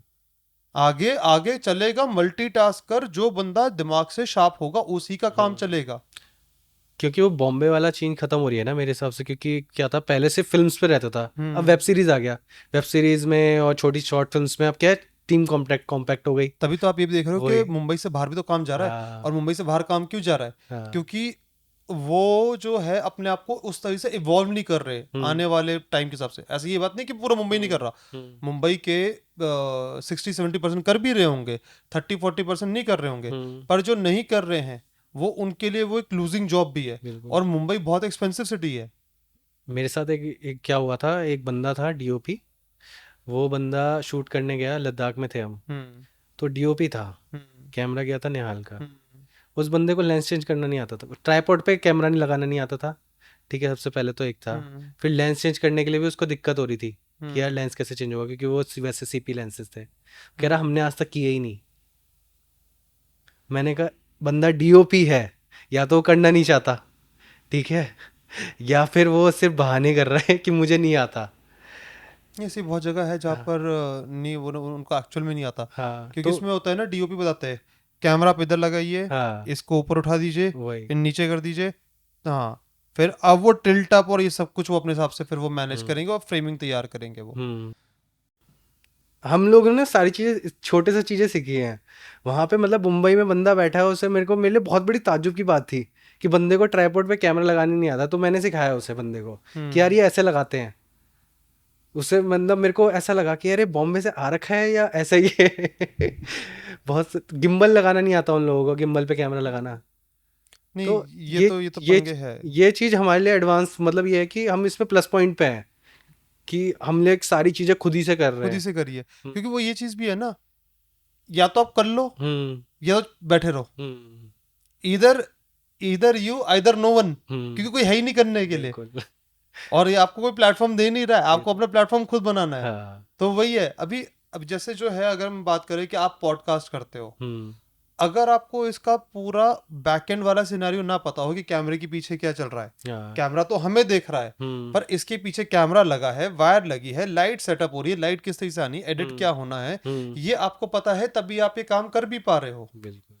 नहीं तो फिर आप यहाँ पर 5 बंदे लेके आओगे, आप यहाँ पर हम्म आके बैठ जाओगे, हम्म किसी दिन झगड़ा हो गया, हाँ, बंदे नहीं आए, वही। या फिर कुछ भी XYZ कुछ भी हो गया, हम्म तो आप कर ही नहीं पाओगे, यू आर हैंडीकैप्ड। बिल्कुल।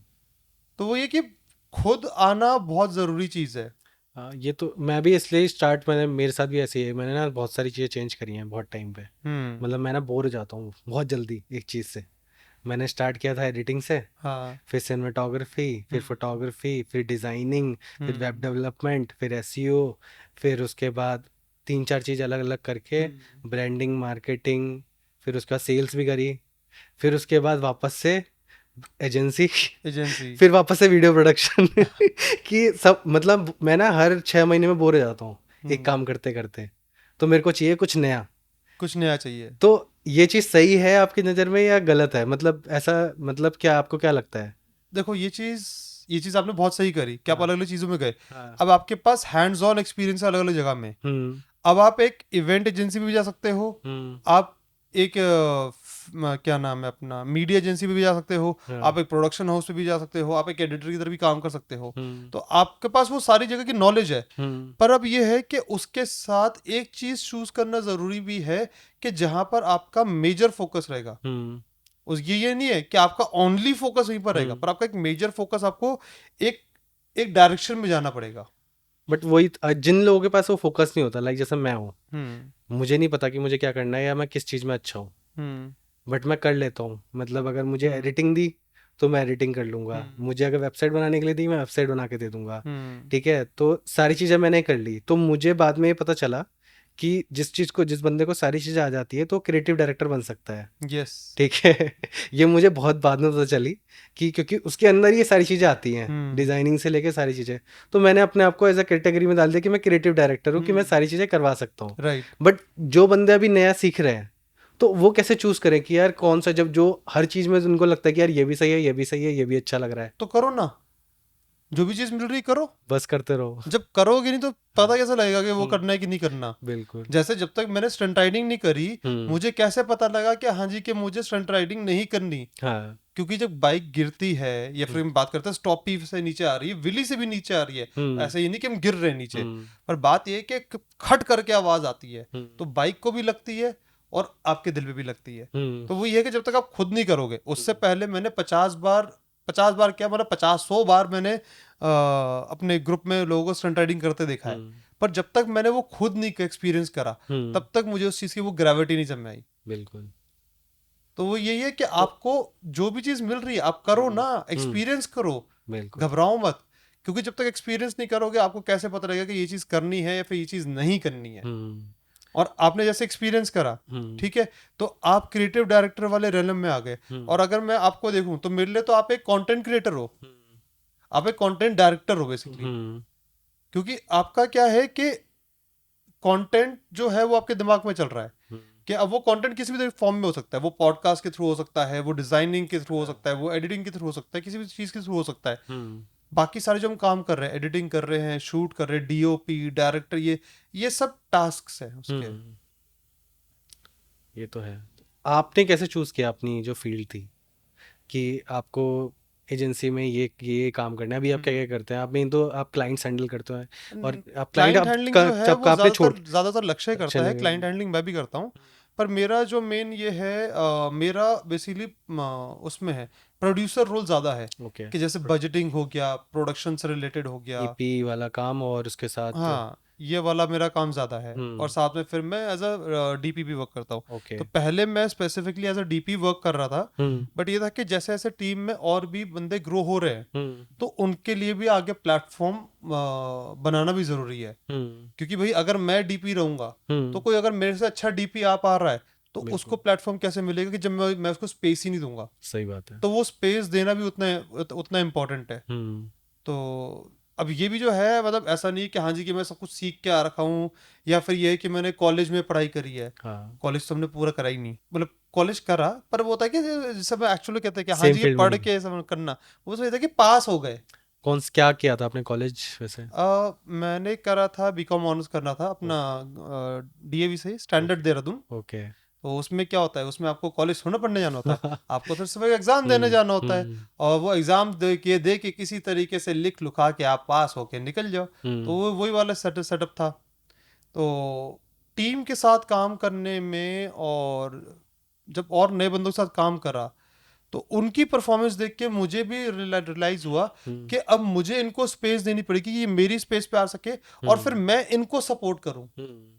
तो वहां पर मेरा प्रोडक्शन में और एज अ प्रोड्यूसर साइड में ज्यादा इंक्लाइन बना हम्म। कि भाई जब ये मेरे से अच्छा शूट कर रहे हैं, हम्म। और तो इनको स्पेस दें, ये शूट करे। फिर हम्म। मैं इनके लिए मुंडू भी हूँ, हाँ। मैं इनके लिए स्पॉट बॉय भी हूँ, मैं इनके लिए असिस्टेंट भी हूँ, लेंस भी लेके आऊंगा, मैं ये भी हम्म। करूंगा। फिर मेरा काम ये है कि भाई ये सेट चलना चाहिए किसी भी तरीके से, hmm. By hook by crook, by किसी भी तरीके से वो सेट नहीं रुकना चाहिए, बिल्कुल। काम होना चाहिए, मेरा काम ये है। हाँ, मेन वही, क्योंकि हमारे को तो वही रहता कि यार जरा सा सब एक चीज खींची तो बजट गया। बजट भी गया, और उसके बाद वही ये है कि तो, काम सब भी काम काम में भी गया, खराब होता मतलब है ना, दोनों चीज वही है ना। काम भी खराब होता है, हाँ। क्लाइंट के सामने आपका नाम भी खराब होता है। हाँ। तो उसमें उस समय ये है कि जो जिस चीज़ से फोकस है, जैसे अगर हमारी टीम में सूरज डीओपी है, हम्म। तो सूरज हो गया, तुषार ने भी डीओपी का काम करा, हम्म। अभी वो एडी एज एडी काम कर रहे हैं। हम्म। और ध्रुव भटनागर है, विवेक महेश्वरी है। हम्म। तो जैसे जैसे इन्होंने ग्रो करा, तो अब इनको वो डीपी वाली स्पेस दो। हम्म। अब मेरा काम क्या है कि भाई इनको ये नहीं सोचना है कि हाँ जी कि इनके पास अभी लेंस आएगा नहीं आएगा, बैटरी आएगी नहीं आएगी, या फिर शूट क्या करना है, या फिर शूट पे पानी खाना मिलेगा नहीं मिलेगा, या फिर शूट पे हम कैसे पहुंचेंगे। ये काम भी प्रोड्यूसर का है। हम्म। अगर ये वो उन चीज़ों पे लग जाएंगे, तो ये अपने आर्ट फॉर्म पे उतना वो काम नहीं कर पाएंगे। बिल्कुल। तो वहीं से फिर मेरा ग्रोथ का हुआ। तो अब वही है कि नेक्स्ट स्टेप आप आगे चलते रहो स्टेप बाय स्टेप। अब ये नहीं पता क्या मैं कल कल आगे क्या कर रहूँगा, हम्म। कल ये भी हो सकता है कि मैं कुछ और काम भी कर रहा हूँ। मत वही है कि जिस चीज में यही होता है ना, मल्टीटास्कर, कि कुछ भी कर सकते हैं। और क्या क्या अभी आपका, और क्या मन क्या है आपका कि और क्या करना है? मन क्या है? मन तो देखो, अगर जैसे फिल्म पे बात करूं, तो हम्म। एक्चुअल फिल्म बनानी है, फीचर फिल्म बनानी है, तो वो चीज़ तो है। पर अगर इन जनरल बात करूं, तो हम्म। काम करना है। क्या काम करना है ये मुझे भी नहीं पता। ओके। प्रोडक्टिव होना चाहिए, मन को भाना चाहिए। एक आपने अभी वेब सीरीज भी करी थी एमएक्स प्लेयर की, हाँ उसका जी। एक्सपीरियंस कैसा था आपका? वेब सीरीज का एक्सपीरियंस जो है वो काफ़ी डिफरेंट था। हम्म। क्योंकि उसमें एक चीज़ ये भी थी कि हम अपने कंफर्ट जोन एरिया से बाहर निकल के बिल्कुल मतलब फुल फ्लेजेड प्रोडक्शन कर रहे थे। तो हम्म। हम कर रहे थे मुंबई से आपका लोनावला वाले एरिया में। हम्म। तो वहाँ का था, तो काफ़ी सारे चैलेंजेस थे इन टर्म्स ऑफ। सबसे पहले तो अ, सबसे बड़ा मेन चैलेंज जो था वो ये था कि क्लाइंट के जहन में ये बात लेके आना, या फिर जहन में बात लेके आना बोलेंगे, फिर ये बोलेंगे कि क्लाइंट के क्लाइंट को बेसिकली आप पे विश्वास होना चाहिए, या फिर उस पे जो है ट्रस्ट आना चाहिए क्लाइंट का आपके आपके ऊपर, कि आप डिलीवर कर सकते हो। तो सबसे बड़ी ये चीज़ थी। जब आपने ये हर्डल पार कर लिया, उसके बाद बाकी सारी चीज़ें प्रोसेस थी, उस पर छोटे छोटे पंगे भी होते गए, चीज़ें सॉल्व भी होती गई। जैसे मुंबई में हमें ओपन में थोड़ा शूट करना था, थोड़ा आउटस्कर्ट एरिया था, हमने नवी मुंबई साइड भी कर रहे थे, मेन मुंबई उस पर नहीं कर रहे थे, मेन लैंड पे। ओके। तो तब भी ये था, मुंबई मुंबई है, परमिशन। परमिशन और ये सब कुछ है। परमिशन उस समय वहाँ की नहीं थी, क्या हर जगह के परमिशन नहीं ले सकते, और हमें मिल भी नहीं पाई थी, क्योंकि उस समय कोविड का टाइम चल रहा था। हाँ अच्छा। सॉरी, उस समय कोविड का टाइम चल रहा था, तो परमिशन नहीं मिल पा रही थी, ओके। क्योंकि ऑफिसेज भी बंद चल रहे थे। और हमने जब वेब सीरीज कंप्लीट करी, उस शूट कंप्लीट करा, उसके 2 हफ्ते बाद ही सेकेंड लॉकडाउन हो गया था। अच्छा। तो फर्स्ट लॉकडाउन हुआ था, फिर सेकेंड लॉकडाउन था, तो सेकेंड लॉकडाउन जो है हमारा शूट कंप्लीट करने के 2 हफ्ते बाद ही हो गया था। ओके। तो सिनेरियो तो वैसे ही हीटेड चल रहा था, और पब्लिक गैदरिंग जैसे कुछ तो वैसे ही बैन हो रखा था, तो परमिशन तो मिलनी थी ही नहीं हमें। तो उस समय मैंने किया था कि हाँ जी, हम सड़क पे शूट कर रहे हैं, सुबह सुबह शूट कर रहे हैं, धड़ल्ले में शूट कर रहे हैं। तो उस समय मेरे मन में डर था कि हाँ जी, कि अगर पुलिस आई तो भाई परेशानी हो सकती है, क्योंकि मुंबई वाले, फिर मुंबई वाले वो देखते हैं फिल्म वाले, इनको नहीं छोड़ना, वही। ये पैसा दे के जाएंगे, उनका तो सीधा सीधा यही है, ये पैसा दे के जाएंगे, इनका कैमरा अपने पास रख लो और फिर देखो नोटों की बरसात। अच्छा। ये है, हार्ड रियलिटी है, बट यही रियलिटी है। तो उस समय मैं डाउन था, पर टीम अप थी। टीम जो है वो पूरा अपना काम करने पे लगी हुई, और मुझे भी चेयर अप करती रही कि भैया चिंता ना करो, हो जाएगा हो जाएगा। और वहां से शूट उन्होंने कंप्लीट करा और निकल गए फिर आगे लोनावला कौन सा साइड के कैमरा लिए। इस पे शूट कर रहे थे उसमें? हम उस समय कर रहे थे पैनासोनिक S1H, अच्छा। पैनासोनिक S1H तो और S1 सीरीज पे ही कर रहे थे। तो सेटअप तो छोटा ही होगा आपका, इसमें वैसे दिक्कत नहीं आ रही, क्योंकि लुमिक्स वो क्या बोलते हैं, एरी वगैरह में तो बड़ा सेटअप होता हाँ, है। हैंडल्ड वर्क ही चल रहा था। हम्म। पर यह है कि जिसने परेशान करना उसने वो तो परेशान करना है, हाँ। जिसने परेशान नहीं करना, आप एरी भी खड़ा कर दो, हम्म। वो आपको आके सपोर्ट करेगा। पर जिसको आपको परेशान करना है, आप मोबाइल से भी शूट करो, वो उस पर भी आपको परेशान ये करेगा। तो है। तो वो तो आप उस पर जज कर ही नहीं सकते कि कौन परेशान करेगा कौन परेशान नहीं करेगा। हम्म। तो फिर बाद में आगे फिर उसकी डिलीवरेबल्स को लेके, कि डिलीवरेबल्स को देख के मतलब वैसे परेशानी नहीं थी, बट ये भी था कि हमारे लिए पहली वेब सीरीज थी, नया प्लेटफॉर्म था, तो उसके उनके हिसाब से डिलीवरेबल्स देना, उनकी जो फिर रिक्वायरमेंट्स होती हैं, फिर कुछ जगह उस पर ये होता है कि ऐसे ऑडियो बिल्कुल एक अलग ही रेंडर होके जाता है, वीडियो अलग रेंडर होके जाता है। उसमें फिर ये भी होता है कि आपका उससे पहले, वीडियो की शुरुआत से पहले आपको 4 सेकंड का स्पेस देना होता है, वीडियो के एंड के बाद 4 सेकंड का स्पेस देना होता है। इस तरीके से हमें लर्निंग मिलती गई। तो वहाँ पर जो है हमारे हमारे क्लाइंट एज अ हमारे टीम मेंबर की तरह से काम कर रहे थे, ओके। क्योंकि उनको भी पता था कि वो किस चीज़ में हाथ डाल रहे हैं। तो उनको ये था कि इनके पास टैलेंट है, ये कर सकते हैं, इन्होंने करा नहीं है, तो हमें भी उतना ही सपोर्ट करना पड़ेगा। और लकीली हमें ऐसे क्लाइंट मिले कि जिन्होंने हमें इन चीज़ों में सपोर्ट करा, उन्होंने इस चीज़ पे क्वेश्चन नहीं करा कि भाई कि तुम्हें ये चीज़ नहीं पता, तुम्हें ये चीज़ नहीं पता, तुम्हें ये चीज़ नहीं पता। उन्हें ये चीज़ पता थी कि ये कर सकते हैं, बिल्कुल। तो इन्हें करने देते हैं, और क्या करवाना है वो हम करवा लेंगे। बेस्ट, ऐसे लोग मिल जाते हैं तो अलग ही मजा आ जाता है काम अलग ही करने मजा आता है। तो इसलिए वो ये कि पहले जो कम्युनिकेशन होती है ना, में। वो बहुत इंपॉर्टेंट होती है दोनों तरफ से गेज करने के लिए। हम्म।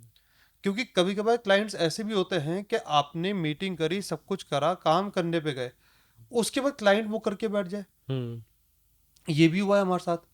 ब्रांड का नाम मैं लूंगा नहीं, बट ये था कि मीटिंग करी, हम्म। प्रोजेक्ट आया, हम्म। प्रोजेक्ट के लिए हम फ्लाई आउट करके साउथ इंडिया गए, अच्छा। प्रोजेक्ट करा, प्रोजेक्ट करने के बाद हम वापस आते हैं, एडिट पे उस पे काम चलता है, एडिट भेजते हैं। तो कुछ उस समय जो है उनकी इंटरनल टीम से जो है, उनकी अपनी इंटरनल पॉलिटिक्स भी थी, और हमारे उस पर भी कुछ पॉलिटिक्स, उनकी जो पॉलिटिकल कुछ इशू आया था। तो वो ये था कि जो उनके कुछ कोलीग्स थे वो अपनी कुछ प्रोडक्शन हाउस डालना चाह रहे थे, पर इन्होंने हमें प्रेफर करा। तो कुछ कुछ खिचड़ी थी, मुझे एग्जैक्टली याद नहीं क्या खिचड़ी थी, तो कुछ खिचड़ी थी उस समय। उस खिचड़ी चक्कर में वो प्रोजेक्ट कैंसिल हो गया ना। शूट करने के उन्होंने, बाद? हाँ, शूट करने के बाद? 3 दिन का शूट करने के बाद, 3 दिन का शूट करा, पूरा ट्रैवल करा, सब कुछ करा, खर्चा हुआ, सब कुछ हुआ। उस पर बस ये था कि लकीली ये था कि टीवीएल हमने क्लाइंट पे दे रखा था। तो उस समय क्या था कि हमारा फ्लाइट का और होटल का जो था और जो ट्रैवल था, बेसिक ट्रैवल जो था, वो उन्होंने कवर कर रखा था। वो था, और बाकी खाने पीने का और जो बाकी पूरी टीम थी वो सारा खर्चा हम पे ही था। तो वो 3 दिन की पेमेंट भी जेब से करनी पड़ी, जो खर्चा हुआ वो भी अपनी जेब से करना पड़ा। अब आप अपनी टीम को थोड़ा ना आगे बोलोगे ये तो है। कि भाई वो पैसे हमें दे नहीं दे तो हम आपको नहीं आगे दे सकते। हम्म तो भाई वो तो फिर ये बात होगी कि जब प्रॉफिट हो रहा है तो तुम्हारा, जब हाँ नुकसान हो रहा है तो हमारा। हम्म तो आप वो चीज़ अपनी टीम के साथ नहीं कर सही सकते। सही बात है। तो ऐसा सिनेरियो भी हुआ है। हम्म उन्होंने फुटेज भी इस्तेमाल नहीं करी। वो मेरे साथ तो हुआ था, उन्होंने तो वीडियो डाल भी दी थी, वीडियो एडिट होने के बाद। वो अलग हो चुका है। मैं आपके साथ हुआ वो है? अलग हो चुका है। मेरे साथ हुआ, एक एक बंदे का मैंने ऐड शूट किया था। हम्म। तो ऐड शूट करके दे दिया मैंने। हम्म। तो पहले बोलते पसंद नहीं आया। हाँ। ठीक है, तो फिर मैंने बोला बता दो अब क्या पसंद नहीं आया। हाँ। रिप्लाई नहीं आया। फिर उसके बाद एक महीना हो गया तो मैंने एक और वीडियो बना के दी। मैंने कहा हम्म। एक अच्छी सी वीडियो बना के देता हूँ कि क्या पता, मतलब मैंने ना उस पहले उसके हिसाब से बनाई थी वीडियो, जैसा क्लाइंट ने बोला था एग्जैक्टली वैसे ही बना के दे दी। फिर दूसरी बार मैंने अपने हिसाब से तगड़ी सी वीडियो बना के दी। और हम्म। उसका जो मार्केटिंग वाला बंदा था वो तो बोल रहा कि ये तो बहुत ही बढ़िया बन रखी है वीडियो। ठीक हम्म। है, तो इसके लिए तो बोल ही देगा कि हाँ ठीक है। वो बंदा फ़ोन ही ना उठाए। 1 महीना हो गया, 2 महीने हो गए, 3 महीने हो गए, 4 महीने बाद बोलता है कि मैं करता हूँ, मतलब मैं बताता हूँ। फिर उसके हम्म। बाद होते होते 1 साल हो गया। 1 साल बाद लॉकडाउन लग गया। फिर वो बोलता है अब तो हमारा बिजनेस बंद हो रखा है, अभी लॉकडाउन के बाद देखते हैं। हम्म। लॉकडाउन में उसने वीडियो पोस्ट कर दी। मैंने कहा अब तो तुमने वीडियो पोस्ट कर दी पहले लॉकडाउन का। मैंने कहा अब तो दो। हाँ, अब तो फिर दो। कह रहा अभी ना बिजनेस स्लो चल रहा है अभी करते करते। फिर उसके बाद दूसरा लॉकडाउन लग गया। हम्म। फिर उसके बाद मैंने कहा इसको देना ही नहीं है, छोड़ो। फिर मैंने ना वो वीडियो उठा के अपने उस पर डाल दी चैनल पे। मैंने कहा ठीक है, गई नहीं गई, मैं एज अपना पोर्टफोलियो यूज़ करूँगा, हम्म। कोई दिक्कत नहीं है। अब जो ये तो अगर हमारे साथ एमएनसी में हुआ है। अच्छा, फिर अब एमएनसी कंपनी आप ने भी ये आप काम करे हुए हैं। आपने आपने क्या किया फिर? कुछ नहीं, वो ये क्या तो कर लोगे आप? किसी से लड़के जो है अपना टाइम वेस्ट करोगे? हम्म देखो, एक पॉइंट ऑफ टाइम के बाद तो आपको फाइट करना पड़ेगा, हम्म पर ये है कि क्या वो फाइट करना उतनी वैल्यू लेके आ रहा वही है? टाइम की वैल्यू ज़्यादा है। टाइम की वैल्यू और आपके नाम की वैल्यू बहुत ज्यादा है। हम्म क्योंकि क्या पता कि आपको आगे आने वाले 5 साल बाद, 10 साल बाद आपको उन्हीं के साथ पाथ क्रॉस हो। तो हम्म कहीं पर किसी ब्रिजेस क्यों बंद करने? वही। तो आप अभी ना फ्यूचर क्या देखते हो कंटेंट क्रिएशन का? जैसे कि अभी पूरा चेंज हो रहा है, जैसे हर 10 साल में एक आपका हम्म। सिचुएशन पॉइंट आता है हर चीज़ का। आज से पहले 10 साल पहले जैसे इंटरनेट नहीं था इतना, हम्म। यूट्यूब, आपका टीवी था, जो टीवी पे हम्म। सारे लोग थे पूरा, चाहे हम भी बच्चे भी टीवी देख रहे थे। हम्म। ठीक है, बड़े से बुजुर्ग थे सब। उससे पहले टीवी आपका वो था, सिनेमा हॉल वगैरह थे। आज की डेट में सारा ओटीटी शिफ्ट हो गया है। ठीक है, फिर उसके डिजिटल फॉर्म में शिफ्ट हो डिजिटल, गया। और अब डिजिटल फॉर्म भी सिचुएशन पॉइंट पे जाने वाला है हम्म। कि क्योंकि 10 साल से वो चल रहा है। ठीक है, अब उसका सिचुएशन पॉइंट आ रहा है। तो क्या आपको लगता है कि आने वाले टाइम पे हमारा जो फील्ड है, क्योंकि एआई वगैरह आ रहा है, आपका वर्चुअल रियलिटी आ रहा है, ठीक है, मेटावर्स आ रहा है, तो ये हमारा जो हम सीख रहे हैं ये ख़त्म होगा, नई चीज़ आएगी, तो क्या सेम फील्ड में कंटिन्यू करना चाहिए, कुछ नई चीज़ें एक्सप्लोर करते रहनी चाहिए? देखो, नई चीज़ें तो एक्सप्लोर करते रहना चाहिए। हम्म क्योंकि अगर हम बात करें एआई की, और इसके अलावा और भी जो आपने बताया था, वर्चुअल एआई है, रियलिटी, वर्चुअल रियलिटी है, metaverse. Meta Meta Meta metaverse भी नहीं बोलेंगे, मेटा बोलेंगे। हाँ क्योंकि मेटावर्स तो वो तो फेसबुक वाला हो गया। हाँ, मतलब मेटा मेटा, अलग अलग लोगों के मेटा हाँ, है। मेटा तो एक तरह से वो हो गया ना, ऑगमेंटेड रियलिटी वाली हाँ चीज़ हो गई। हाँ तो मेटा बोल लो, आप एआई बोल लो, हम्म एआई जनरेटेड कंटेंट आ रहा है, वो वॉइस ओवर दे रहा है, सब कुछ दे रहा है। हम्म पर बात ये है, थिंकर्स कहीं नहीं जाने वाले। हम्म जो थिंक करेंगे, क्योंकि वो थिंक थोड़ा कर सकता है। These are just tools. Hmm ये जो काम करके दे रहे हैं, इसको हम्म कोई कमांड तो दे रहा है, तभी तो ये हम्म काम कर पा रहे हैं। हम्म तो हमें इनका इस्तेमाल करना है अपने कंटेंट को आगे और पुश करने के लिए, अपने कंटेंट को और आगे बढ़िया करने के लिए। हम्म दीज आर जस्ट टूल्स। अभी तो आप इसको एक तरह से ये देखो कि पहले अगर हम बात करें, तो पहले हम कैसेट में शूट करते थे। हम्म तो कैसेट को पहले वीसीआर में प्ले करना पड़ता था, हम्म और वीसीआर से प्ले करके उस पे आप उसके एडिटिंग मशीन पे आते थे, फिर वहां पर आप डायल से उस रील को घुमाते थे। हम्म फिर सेकंड्स के हिसाब से आप उस पे टैप करते थे, और वो एक तीसरी उस पे टेप के ऊपर रिकॉर्ड होता था। तो जैसे 2 कैसेट लगा रखी आपने, और फिर वो तीसरी कैसेट पर रिकॉर्ड हो रहा है। तो आप एक्चुअल में घुमा घुमू के बटन्स टाइप करके जो है उसको एक जगह से दूसरी जगह उसे ट्रांसफर कर रहे हो, ये एडिटिंग होती थी। उसके बाद जब डिजिटल आया, वो तो कैसेट सट गई, चिप्स आ गई, चिप आपने लगाई। अब वो चिप किसी भी तरीके की हो सकती है, वो एसडी कार्ड हो सकता है, माइक्रो एसडी कार्ड हो सकता है, बड़ी एसएसडी हो सकती है, हार्ड डिस्क हो सकती है, a chip is a chip. तो जब चिप आई तो तब आपके पास एक डिजिटल फॉर्म आ गया। तब आप एक्चुअल में क्या कर रहे हो कि आपके पास एक मल्टीपल कैम भी चल रहा है, आपने एक टाइमलाइन में डाला हुआ है, और आप सीधा जो है कंप्यूटर से कट कर रहे हो। आपको वो चीज़ नहीं करनी पड़ रही, आपको डायल में घुमाना पड़ रहा है, ये चीज़ करनी पड़ रही है। आपको अगर उस टाइम की फुटेज चाहिए तो वो कैसेट लेके आओ, पहले स्टोर रूम से वो वाली कैसेट निकालो, फिर उस कैसेट के उस टाइम स्टैम्प से जो है आपको वो चीज़ मिलेगी। तो ये इवॉल्व करता रहेगा। फिर ऑटो फोकस ले लो, वीडियो ऑटो फोकस ले लो। इवन अगर हम बात करें तो वीडियो ऑटो फोकस तो चलो ये हो गया कि बंदों को ऑटो फोकस तो बंदों ने देखा ही हुआ है। जैसे अगर हम आज की जनरेशन के हिसाब से बात करें तो उन्होंने मैनुअल फोकसिंग उस हिसाब से नहीं देखी है।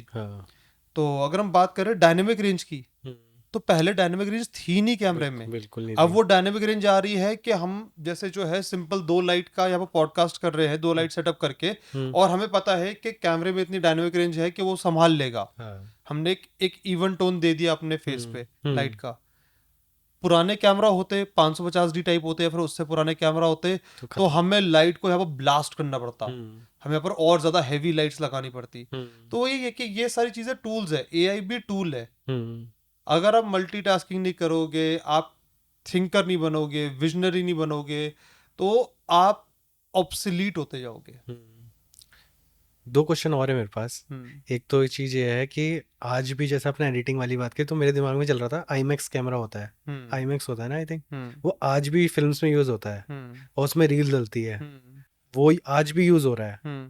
तो ऐसा क्या है मतलब उसमें, मतलब कि अभी तक डिजिटल उस लेवल का नहीं बन पाया है कि, अब ये क्वेश्चन मैं फॉर्म नहीं कर पाया हूँ ढंग से हाँ, कि, तो मैं आपका एग्जैक्टली समझ गया कि डिजिटल की कि इतनी ग्रोथ होने के हाँ बाद भी हम भी उस एनालॉग पे और वो इस पेन्स टेकिंग प्रोसेस पे, हाँ जैसे अभी भी अभी क्रिस्टोफर नोलान का जो है इंस्टाग्राम पे एक रील छोटी सी बहुत फेमस हो रही है ओपेनहाइमर की, कि जिसमें वो दिखा रहे थे कि 11 माइल की रील है।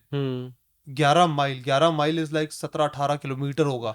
17-18 किलोमीटर बहुत होता है, और इतनी बड़ी जायंट रील थी वो कि 2 बंदे उसे उठा नहीं सकते एक तरीके से आसानी से। तो तब भी वो उतने पेन्स टेकिंग प्रोसेस पे क्यों काम कर रहे हैं? Because they want the best quality. इसका सीधा जवाब ये है, जो वो रील कैप्चर कर रही है और उस रील को प्रोसेस करके जिस लेवल की आप क्वालिटी निकाल सकते हो, वो कोई डिजिटल कैमरा अभी प्रोसेस नहीं कर पा रहा है। तो यानी कि हम अभी तक इतने एडवांस नहीं हुए हैं कि हम रील्स वाली क्वालिटी, हाई एंड क्वालिटी अभी अचीव कर पाए। हाँ, अपने एरी, रेड, चाहे कितने भी हाई एंड चाहे कोई सा भी कैमरा हो। हैसलब्लैड कम कहते हैं कि 65mm का सबसे बड़ा सेंसर वाला वो है, मीडियम फॉर्मेट कैमरा है, मीडियम फॉर्मेट कैमरा है। तो अब मीडियम फॉर्मेट कैमरा वो फोटोग्राफी के लिए, फोटोग्राफ के लिए वो इतना अच्छा है। और मीडियम फॉर्मेट में इस समय एरी भी आ गया, एरी भी लेके आ रहा है। पर जो क्वालिटी, जो डेप्थ, जो डायनेमिक रेंज, जो कलर साइंस जो चाहिए, वो उन्होंने अचीव कर रखी है रील पे। तो वो रील में जो है वो पिनिकल है।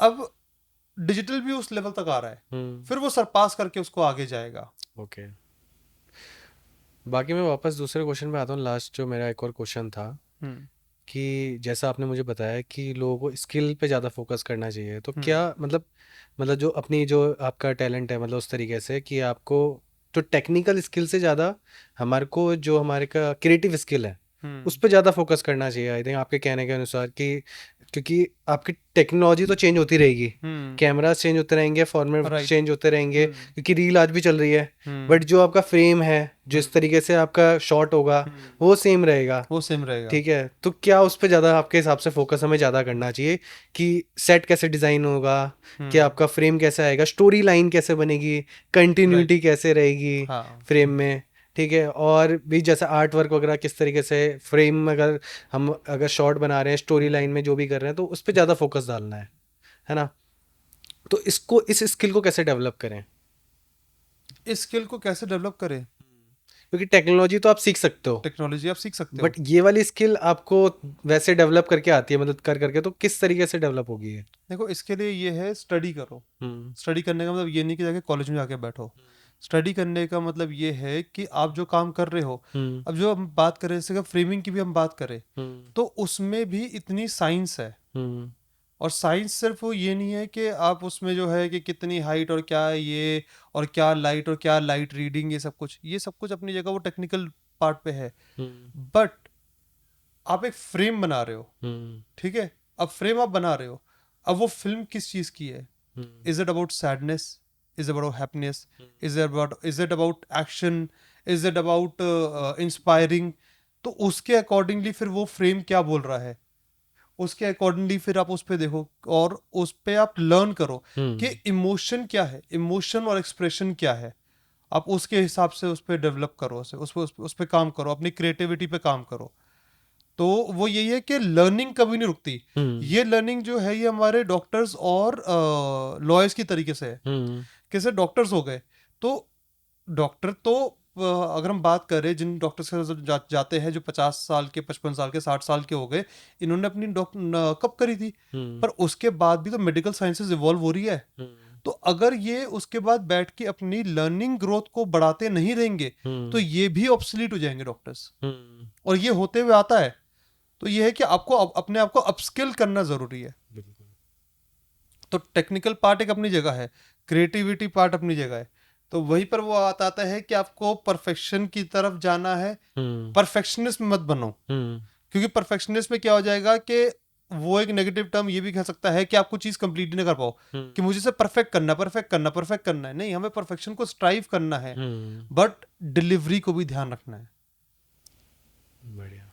तो अब इन चीजों का जो है ना बैलेंस बना के चलना जरूरी है। ओके, बहुत ही ब्यूटीफुली एक्सप्लेन किया आपने इसको। मैंने थोड़ा सा लंबा एक्सप्लेन कर रहा हूँ। बट बहुत मतलब ये है कि वो समझने, मतलब आपने बहुत सारे तरीका, मतलब सही तरीका आजमाया, मतलब यूज़ करने के लिए। और आई थिंक हमने बहुत सारी बातें कर ली हैं। हाँ और जी, लोग थोड़ा अब शायद किसी को बोर ना कराओ, वही थोड़ा सा बोर लंबा ना हो गया सेशन, लंबा ना हो। तो आई थिंक नेक्स्ट सेशन में इसको कंटिन्यू करते हैं। और नेक्स्ट सेशन में कभी भी कंटिन्यू तो कर सकते हैं। और यही बात आगे तक बढ़ाएंगे हाँ, अगले इसके सेकंड उसमें, इसके सेकंड पार्ट में। तो मिलते हैं आपसे, और बहुत अच्छा लगा आपसे बात करके। थैंक यू हमेशा विवेक फॉर कॉलिंग मी। हमेशा अच्छा लगता है आपसे, क्योंकि जब भी हम बैठते हैं तो अराउंड हमारी इतनी लंबी बात हो जाती हो ही है। जाती है, मतलब आज हम माइक लेके बात बट कर रहे हैं, बस पर ये कि हमारी बात वैसी भी होती है। हाँ, तो वो ये कि आपका ग्रोथ माइंडसेट आप सीखना चाहते हो बिल्कुल। तो, और जब आप किसी से बात करते हो, और जब आप एक वो होता है ना कि अब जैसे ये है कि हम लॉयर के साथ बैठ के नहीं बात कर पाएंगे, तो वही है कि आपको अपनी इंडस्ट्री या फिर अपनी जिन चीजों में हो वहां पर लाइक माइंडेड पीपल और ढूंढो। बिल्कुल जितने आप लाइक माइंडेड पीपल ढूंढोगे जो दिल से भी अच्छे हो, बिल्कुल। तो आपकी ग्रोथ हो सकती है। नहीं, मेरा पॉडकास्ट स्टार्ट करने का मेन रीज़न ये था कि मैं सीखूं और मेरे साथ लोगों को सिखाऊं। जितना मैं सीखूंगा आप लोग भी सीखोगे। आप लोग भी सीखोगे। तो मिलते हैं आपसे नेक्स्ट एपिसोड में, तब तक के लिए कीप रोलिंग। Bye bye.